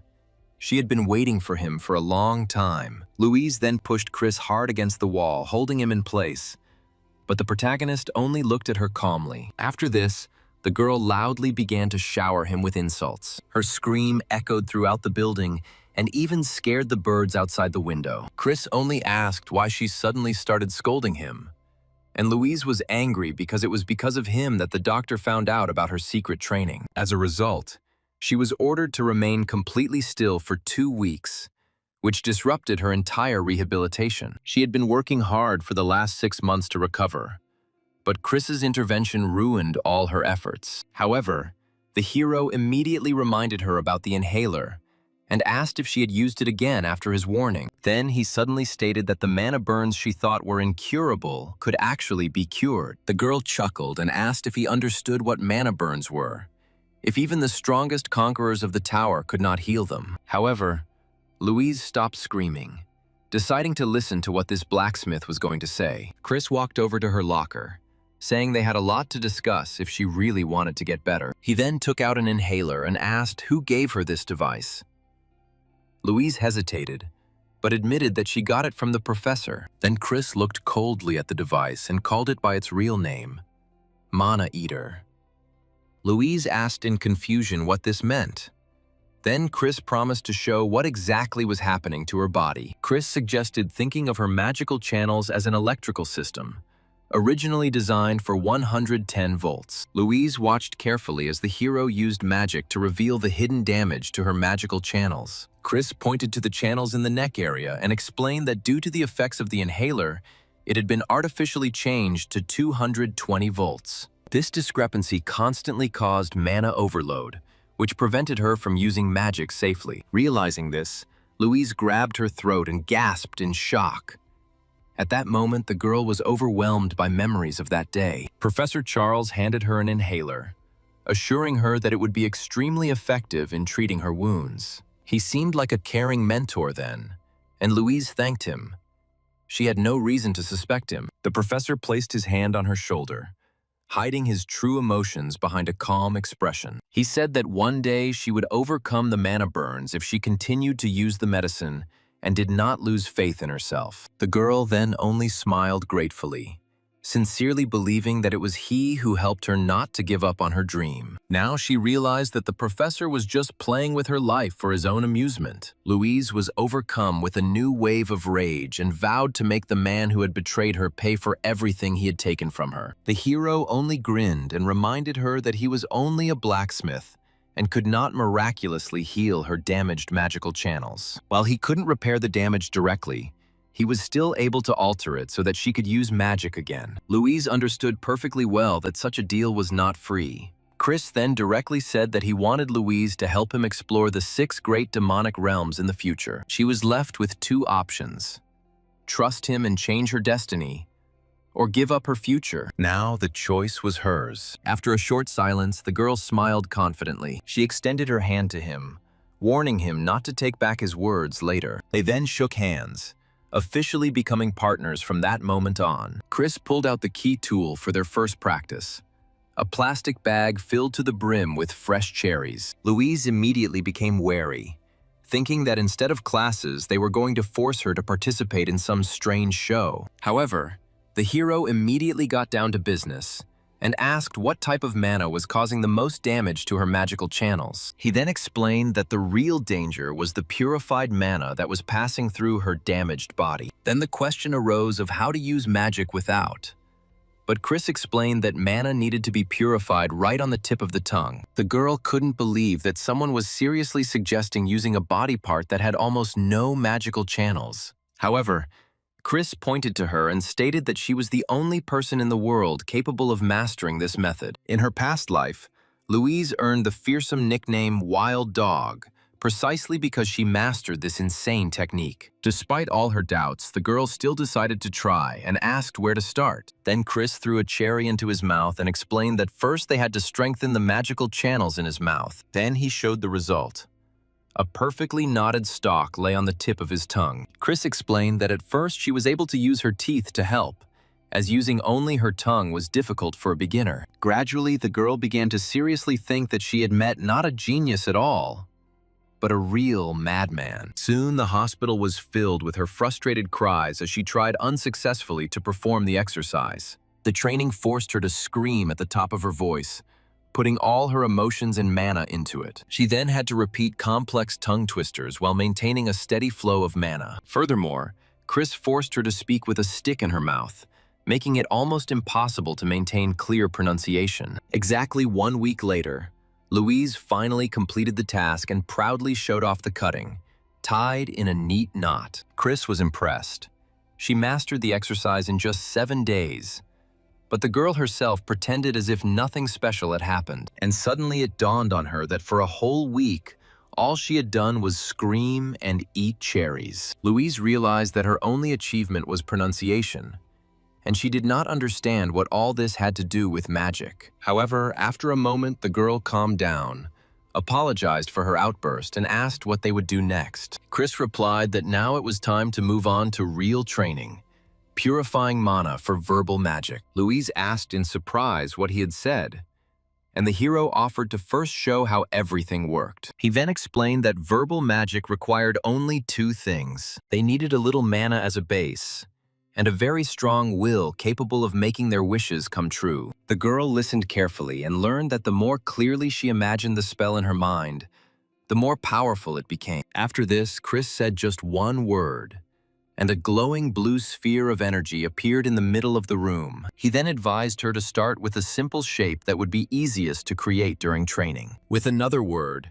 the hero transformed the mana into an element, and it sparkled brightly with magical energy. He then decided to focus on increasing the speed and penetration power of the spell. The hero concentrated and shouted the word acceleration loudly, and the next moment a powerful stream of mana burst out of the sphere. The force was so great that the shockwave rolled throughout the room, forcing both Chris and Louise to cover themselves with their hands. Then, right in the center of the hospital wing, a dispersion spell exploded with a deafening roar. The explosion was so powerful that it completely blew out the window and made a huge hole in the wall. Chris immediately began apologizing to the staff, waving his arms and promising to pay in full for the broken window. Meanwhile, Louise stared ahead in complete shock. Her fingers trembled slightly after she felt such power through herself.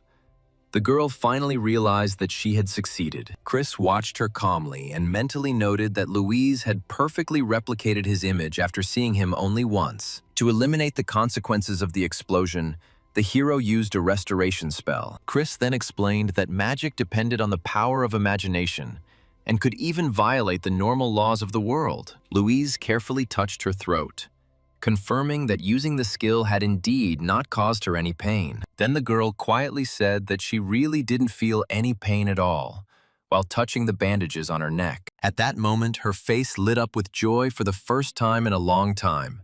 She was finally able to use magic again the way she used to. Chris said she could have cried if she wanted to, but she quickly pulled herself together. She declared that she would not shed a single tear until she personally dealt with all those who were guilty of her injury. Seeing her determination, Chris knew it was time to move on to the next stage of training. Louise looked at him curiously, trying to understand what could follow such a huge breakthrough. Meanwhile, the hero posted a new entry on the Academy's board titled, "Overcoming Trauma." After this, the action moved to the Ivory Tower Arena, where the continuous ringing of weapons echoed throughout the entire training ground. Several cadets fought desperately, wondering why their opponent was so strong. Their opponent was a creepy skeletal warrior in a black robe, surrounded by ghostly blue mana. He threw one of the cadets far back with one blow, while Getz watched what was happening from the balcony. He just smirked contemptuously, calling all the first years useless losers. The guy then looked boredly at his phone,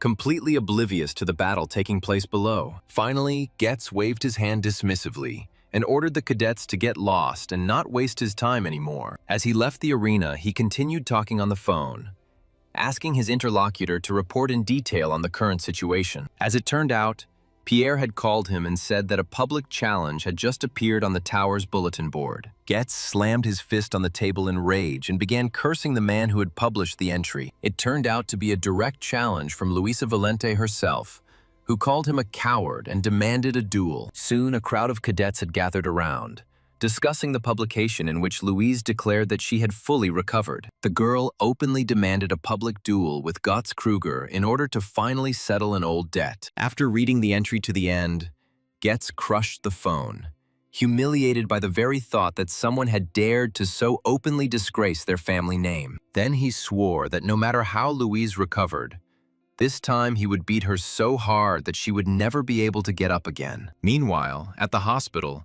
Louise looked at Chris with disbelief and asked if he had gone crazy. However, the hero responded by stating that it was not he who had threatened to kill anyone. The girl said that it was very stupid, because her spell magic was barely at the level of a beginner. Louise even began to suspect that Chris was a spy sent by Pierre, but he said that he did not do it on a whim. In magic, one's own will is more important than precise calculations. But because of that incident, the girl is now simply afraid to use it. Chris said that this duel was vital for her to overcome the trauma, and even if she was scared, she had to trust him. Louise then looked down at her lunch tray, worried that the pressure would only make her injury worse. However, Chris put his hand on her shoulder and asked her to stop talking nonsense and to focus on the plan. He leaned towards her and declared that after all her training, she had no chance of losing to a man like Getz. A huge, glowing blue gemstone immediately appeared in front of them. It turned out to be a sea-colored stone. Louise just blinked in confusion, not taking her eyes off the floating stone and trying to understand what exactly Chris was doing now. Then the girl sighed with relief, looked at him and asked what the next stage of her training would be. Chris looked out the window and announced that it was time for the exam. After this, Chris clarified that the exam would be oral, and then put a glove on his hand. These words took Louise completely by surprise. She clearly did not expect such a turn of events. Meanwhile, on the academy grounds, students were discussing the accident that caused Luisa Valente to lose her scholarship. One of them suggested that the Barmouth family had colluded with the Kruger family. Otherwise, Louise would certainly have become the top student. Getz watched them from the balcony, looked down with contempt and muttered quietly that they were pathetic fools. At the same time, another person was scolding him, showering him with insults for causing such a loud public scandal. Clutching the phone tightly, the boy apologized to his brother in a tense voice. He ordered him to deal with the consequences, warning that any further family intervention would only make the situation worse. Getz thought that his older brothers were probably only too happy about his failure, because then they could take over the companies. Then he realized that he had to eliminate the threat Louise posed on his own. At that moment, the guy swore irritably, and suddenly Pierre entered the office. Getz greeted him mockingly, calling him his best friend, a cruel grin appearing on his face. He asked if Pierre had really come to remind everyone once again how they had set up that girl 6 months ago. After that, he came closer, pointed his finger at him and demanded that he stop being silent, finally explaining his latest failure. Guts, with a stern expression on his face, recalled that it was Pierre who had decided to change the original plan. He didn't even deny it, calmly admitting his mistake. However, instead of making changes, Getz demanded that the problem with Luisa Valente be resolved immediately. If Pierre did not want to lose the Barmouth family's inheritance rights along with him, he had to act as quickly as possible. After this, a smile appeared on Pierre's face. He stated that he had already come up with a way to finally deal with Louise. Meanwhile, at the hospital, Chris concentrated on his work, carefully examining the bright blue stone. The hero noticed that the material had changed and was now adapting to him, shining brightly from within. Chris then carefully stretched the viscous blue substance between his fingers and noted that the material became much more pliable for forging. At that moment, Louise noticed that the cast on Chris's arm had finally been removed. Looking at the stone in his palm in surprise, the girl asked if it was the very special material he was preparing. Chris told her to sit down and begin filling the stone with her mana, continuing until its color stopped changing. The protagonist calmly watched the process,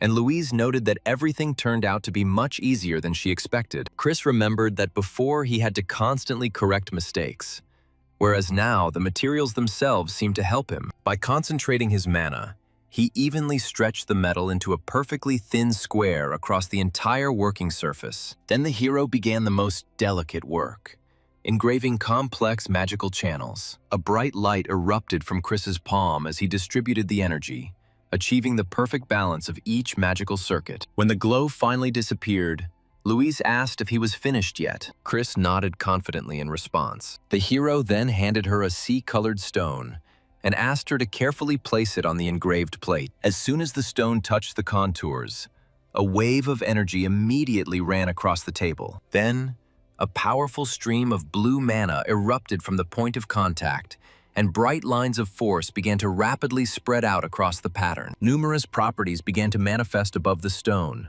including mana amplification, formula correction, and trajectory guidance. The sea green stone was the key element of the item, and compensated for the short duration of the effects. Meanwhile, Chris continued to weave the last of the 73 spells into the metal. Louise watched what was happening with undisguised admiration. Then, a system notification appeared in front of them, stating that the creation was successful and the Vargar's equipment was complete. Vargar was a rare, high-quality piece of equipment created to enhance the wearer's willpower through their mana. The girl then enthusiastically took the choker and asked if she could try using it right away. Meanwhile, a doctor walked calmly down the hospital corridor, unaware that a magical experiment was taking place in the next room. Suddenly, a shockwave threw the doctor back and roared down the corridor, smashing everything in its path. The stunned doctor looked inside and saw overturned furniture and Chris and Louise standing in the middle of the smoke. The girl only smiled awkwardly, while the hero irritably reminded her that he had asked her to use only a little bit of force. A week later, a large crowd of students gathered at the Akalram Martial Arts Hall, discussing whether Louise would appear at the fight. Meanwhile, Chris thought that if everything turned out to be a disappointment, he would just go out to eat. Then the hero remembered how Louise had nervously asked him not to come, and decided that it was still worth finding her before the fight and supporting her a little. As the boy walked through the busy hall, his keen hearing picked up a strange, high-pitched sound that no one else seemed to notice. The hero soon realized that on the 3rd floor he was becoming increasingly distinct. Moreover, his vibrations were very reminiscent of mana erosion. Suspecting that Louise might be the target of a new sabotage, Chris immediately rushed to the source of the sound. Soon he ran to the warehouse next to Louise's room.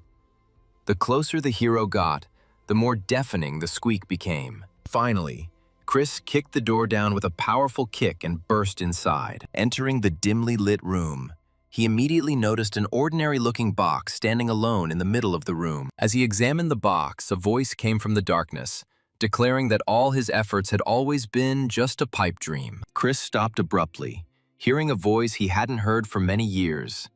The guy's eyes widened. Then, amidst the digital static, a woman appeared in front of him, an illusion of his mentor from a past life. She looked at the dagger in Chris's hand and mockingly asked how much longer he intended to continue this childish performance. At that moment, the surrounding world began to flicker with fragments of memories of a blood-soaked battlefield. Continuing to laugh at his attempt to change the past with such a pathetic weapon, the woman approached him. She condescendingly called him her student, ordering him to listen to her silently at least once. Then ghostly hands appeared from the darkness and grabbed Chris tightly by the shoulders. After this, the girl came close, squeezed his throat, and ordered him to accept reality. The illusion screamed, demanding that he stop his pathetic resistance and simply accept his own death. However, Chris didn't even flinch.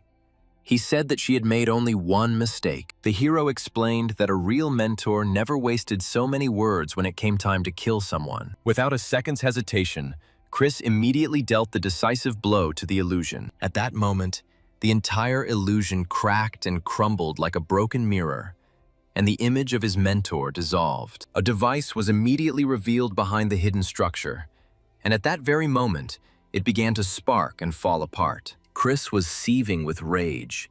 Whoever dared to use the memory of his mentor for such a cheap trick had made an enemy. While continuing to explore the warehouse, Chris received a notification that he had acquired a new C-rank passive skill, Awakening Dream. The protagonist had never heard of such a skill before, despite all the knowledge he brought with him from his past life. He then decided to study its description later, but for now, he focused on the mysterious black artifact. The hero instantly raised his hand, covering his face, and at the same moment, a surge of energy burst out from a hidden trap in the floor. He then dropped to one knee, brushed away the dust, and discovered a strange symbol on the tile where the impulse had come from. It turned out to be the sign of the Dawn, a radical group of fanatical mages known for their extremist views and brutal methods. Chris immediately remembered how in his past life these bastards used Luis Valente as a puppet. After that, Chris looked at his watch. There were only 10 minutes left before the start of the fight. If even the residual mana erosion in his body reacted so strongly to these traces, it meant that Luis was in danger right now. Meanwhile, Louise was sitting in the participants' waiting room when a strange, high-pitched squeak suddenly began to sound from the speakers. The girl was already very nervous, and this obsessive sound quickly destroyed the remnants of her composure. She involuntarily touched the bandages on her neck, feeling the phantom pain from the old wound make itself known again. No matter how much Louise went through treatment, she still felt like those around her would always see her as a failure. She clenched her fists tightly, desperately trying to convince herself that she was still capable of going into this fight. Suddenly, the mana erosion around her neck began to pulse more intensely, the hidden device triggering, activating its frequency. At that moment, everything around seemed to turn into a terrible memory of the day when Louise lost everything. She covered her face with her hands, the thought that her talent had been useless finally breaking her resolve. Blood and tears mixed in her mind, and the trauma she had experienced completely took over her mind. Then the girl seemed to collapse on the floor in the huge arena around her, where she had already suffered defeat once. In her vision, Louise saw a phantom of Chris standing over her with cold disappointment on his face. The girl curled up into a ball and began to beg him not to look at her like that. However, just when despair had almost completely consumed her, the door swung open with a deafening roar from a strong blow. This sound instantly pulled the girl out of the nightmare. Shuddering, Louise raised her head and saw Chris himself in the doorway. The guy quickly looked around the room and was relieved to realize that he had made it in time before the other traps had time to go off. Then he came closer, knelt down in front of her and asked if she had just heard that same high-pitched ringing. Chris said that he destroyed the transmitter on the way here. Everything that happened was staged in advance to disrupt her duel. This device was created to induce trauma by affecting the already existing mana erosion in her body. Louise silently lowered her gaze and exhaled heavily. finally realizing why she had suddenly lost control of herself. Then the girl bitterly admitted that it was a shame to fall for such a primitive trick at the most important moment. However, Chris didn't try to console her. He looked at her indifferently and calmly agreed that it really did look pathetic. Then the hero mockingly recalled how just recently she was loudly throwing words around, and now she was sitting on the floor. Chris stated that if it was too hard for her to stand by her own words, she could have simply abandoned the fight and run away. Moreover, she even had an excuse. She could blame her defeat on an injury, while everyone watched her lose. Louise asked him to shut up, but Chris continued talking about how scary it must have been to lose again in front of a crowd of spectators. These words finally drove the girl crazy. She screamed, demanding that he shut up, and her eyes flashed with rage. Then Louise rushed forward, knocked Chris to the floor, and grabbed him by the collar with a trembling hand. Burning with anger, the girl demanded to know who he thought he was to treat her injury so frivolously. She clenched her fists so hard that her knuckles turned white, continuing to stare at him with a look full of hatred. Louise screamed as she tried her best not to break down and run away, even though she couldn't. Continuing to pin Chris to the floor, she called him an arrogant bastard. Then the girl leaned over and declared that if he lost this fight, he would have to bear all the responsibility. However, the main character answered quite calmly that he would take full responsibility without hesitation. Hearing this, Louise looked at him in amazement, not expecting him to agree so easily. Chris then explained that the reason was very simple. He no longer entered into battles that were already lost. Then the hero said that only two things were required of her.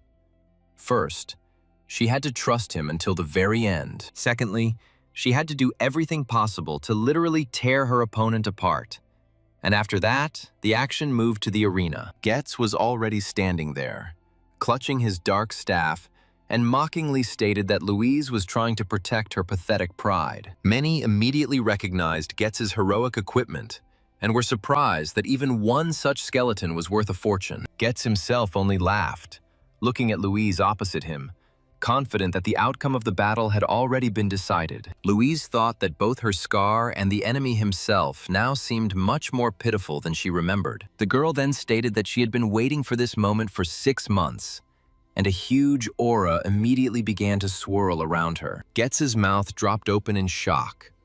He had no idea how Louise could release so much mana. As the countdown came to an end, her eyes flashed brightly, completing the transformation. Feeling the pressure emanating from her, Getz panicked and ordered his skeletons to kill her immediately. Louise prepared to attack, and the dark energy of the skill condensed around her hand. The summoned skeletons immediately rushed forward, raising their weapons to strike. But the girl stopped them by placing shackles around their necks. In response, Louise activated the skill Deadly Bite and delivered a blow filled with concentrated mana. In one fluid movement, Louise tore through the creatures, instantly shattering the precious skeletons into countless bone fragments. The remains of Getz's summoned creatures were scattered throughout the arena. Getz stared at the ruins in shock, unable to believe that his heroic equipment had been destroyed so easily. He then tried to pour more mana into his staff, hoping to restore the skeletons and get them back into the fight. However, Louise was already right in front of him, her speed taking the guy by surprise as the girl instantly closed the distance. The next moment, a crushing blow struck his protective barrier, causing the entire arena to shake. Getz instinctively grabbed his neck, realizing that without the arena's defenses, his head would have been blown off long ago. Realizing that his life was now at stake, Getz focused all his remaining mana on strengthening the protective barrier. Louise just looked at him coldly and calmly noted that the protection looked quite strong. Filled with horror, the boy quickly raised his hand, trying to surrender before she could attack again. However, the girl no longer listened to him. She handcuffed his hand, using the same skill with which she stopped his skeletons. The air around them crackled with energy as Louise prepared to destroy the enemy's last line of defense. She then put all her determination into the next blow. And then the girl activated the skill Bite of Vengeance. The crushing attack instantly broke through the barrier and fell straight on Goats. The blow passed through his body, destroying the magical channels one by one. The boy tried to stay on his feet, but his legs immediately gave way as the destruction inside his core became irreversible. The next moment, Getz collapsed onto the arena, his staff rolling away until he himself lost consciousness completely. An announcement immediately sounded over the stadium that Luisa Valente had won the fight. After these words, a heavy silence hung over the arena.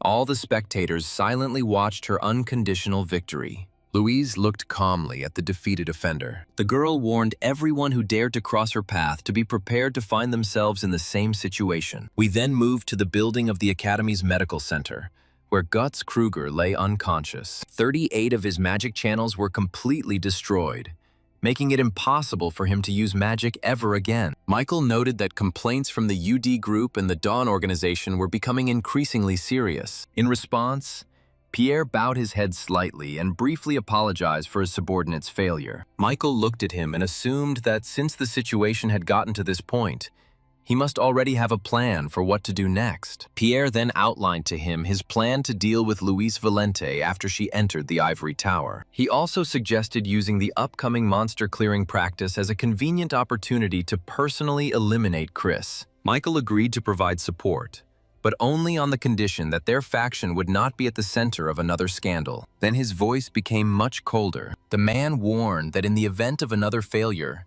the student would be better off immediately renouncing his inheritance rights. After these words, Michael turned around and left, and a heavy silence reigned in the room again. Left alone, Pierre silently looked at his crippled subordinate lying on the hospital bed. He then quietly said Chris's name, finally making the protagonist his next target. Meanwhile, the hero was thinking about how strange it was to obtain a skill that required a minimum level of predisposition. At that moment, a gloomy picture of a battlefield strewn with the bodies of the dead flashed through his mind. At the same time, the awakening sleep skill activated, beginning to clear Chris's mind of accumulated mental pollution. Chris realized that this ability acted like a mental barrier, protecting his mind from the weight of memories. At that moment, Louise entered the room, her appearance interrupting the hero's thoughts. The girl came closer, stopped at the wall, and asked curiously what he was doing alone in the dark. Chris looked at her calmly and replied that he was simply meditating,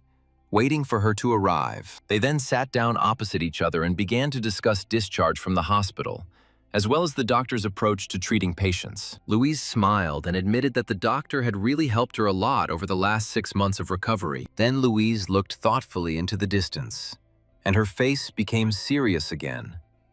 She said that she had seen Charles yesterday. At this point, the action shifted to a memory of the meeting with the professor. He offered her a scholarship to study at the Ivory Tower in honor of her regaining the ability to use magic. However, Louise refused and said that after returning to the academy, she intended to transfer to the martial arts department. She noticed that the magic she was now using was very different from the generally accepted theories. Charles had no intention of forcing her if it was her decision, but he offered to contact him at any time. Returning to the present, Louise said that it was a difficult moment for her. She thought about how much effort it had cost her not to kill Professor Charles right there on the spot. Chris chuckled back, saying that it must have been very painful for her. Chris understood that they were dealing with a group of fanatics who wanted to give the desired form to the 6 great demons. But if you don't think about it, Dawn was just a group of mages who worshipped magic. In the past, they were the ones who had deceived Louise and made her their puppet, and Chris suspected that they were involved here too. Louise then said that when she was first admitted to the hospital,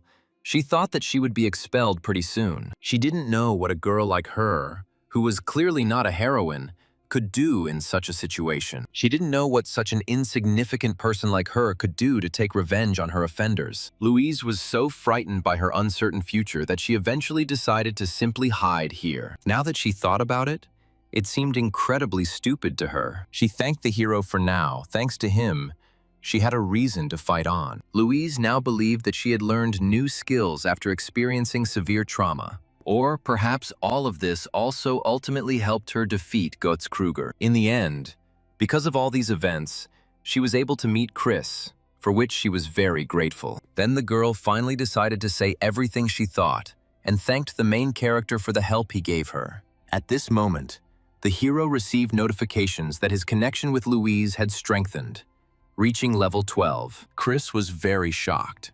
He never expected that Wild Dog was even capable of saying such things. At this point, a very embarrassed Louise said that it was time for her to go, but Chris asked her to stop and leave Vargar there. He explained that the artifact had broken due to overload, so he would keep it for himself and make a new one for Louise. However, apparently the girl was not eager to give him the artifact. Chris didn't understand why she was acting like that.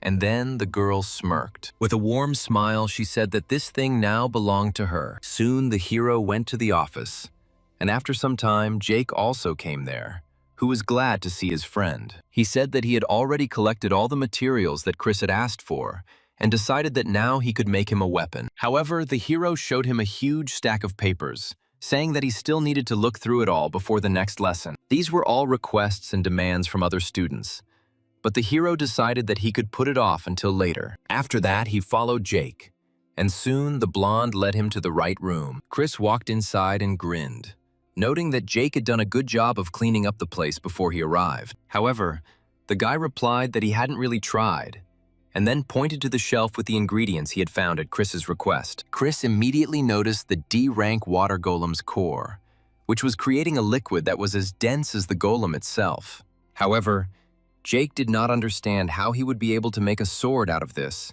to which the hero replied that the material first needed to harden. He then leaned towards the golem's core and used the white light style on it. At this moment, lines began to diverge across the core, and the core itself began to slowly change shape. Then Chris decided that this substance needed to be made thinner and more accurate. Jake watched in great amazement as the protagonist changed the physical properties of an object with a single touch. At that moment, the golem's core burst into a bright light, and the water it was immersed in splashed in all directions. Jake asked Chris if he was trying to overload the core, to which he replied yes, since the recoil was not enough. However, Jake said that in this case it would be better to use a high-grade core because it could simply explode, but Chris asked him to just watch, after which he began to apply various spells to the core. He simultaneously applied the skills of assimilation, perception enhancement, synchronization, and hydro-unification to it. After this, the hero turned to Jake and asked him to extend his right hand. As soon as the blonde did this, Chris made a small cut on his index finger and dripped a few drops of his blood onto the core. Blood immediately began to swirl around the core, which surprised Jake greatly. He couldn't understand what this strange sensation was. He felt as if he were looking at a part of his own body. Chris then asked him to add blood to the mana fluid every day for the next week until the core absorbed it. Hearing this, Jake asked the protagonist why this process was necessary at all. He explained that it was just a trick. His extraordinary grip strength and the compression phenomenon caused by mana were difficult to control. So instead of controlling it, they used the flow of mana to channel it into the skill. Using Jake's blood, they made it the heart of the weapon, so the skill would mistake the weapon for a part of his body. Now Jake finally understood everything, and then the hero asked if he had any more questions. He said that since this was a completely new method that had not existed before, he was somewhat skeptical about it. However, since it was Chris who suggested it, Jake was willing to trust him, and even dreamed of seeing what would come of it. He also remembered that he needed to keep dripping his blood onto the core until it absorbed it. Now that Chris realized that his friend had figured it all out, he finally decided to go to class. Soon after, he found himself in the main hall of the academy. Since the subject itself is quite specific, Chris thought that the lesson on the origin of weapons would be quite unique. However, he did not expect that this subject would cause such great despair and misunderstanding among the students. At that moment, a man came up to Chris from behind and greeted him. This man turned out to be Charles. He had heard that Chris had recently been injured, but now apparently he was already better.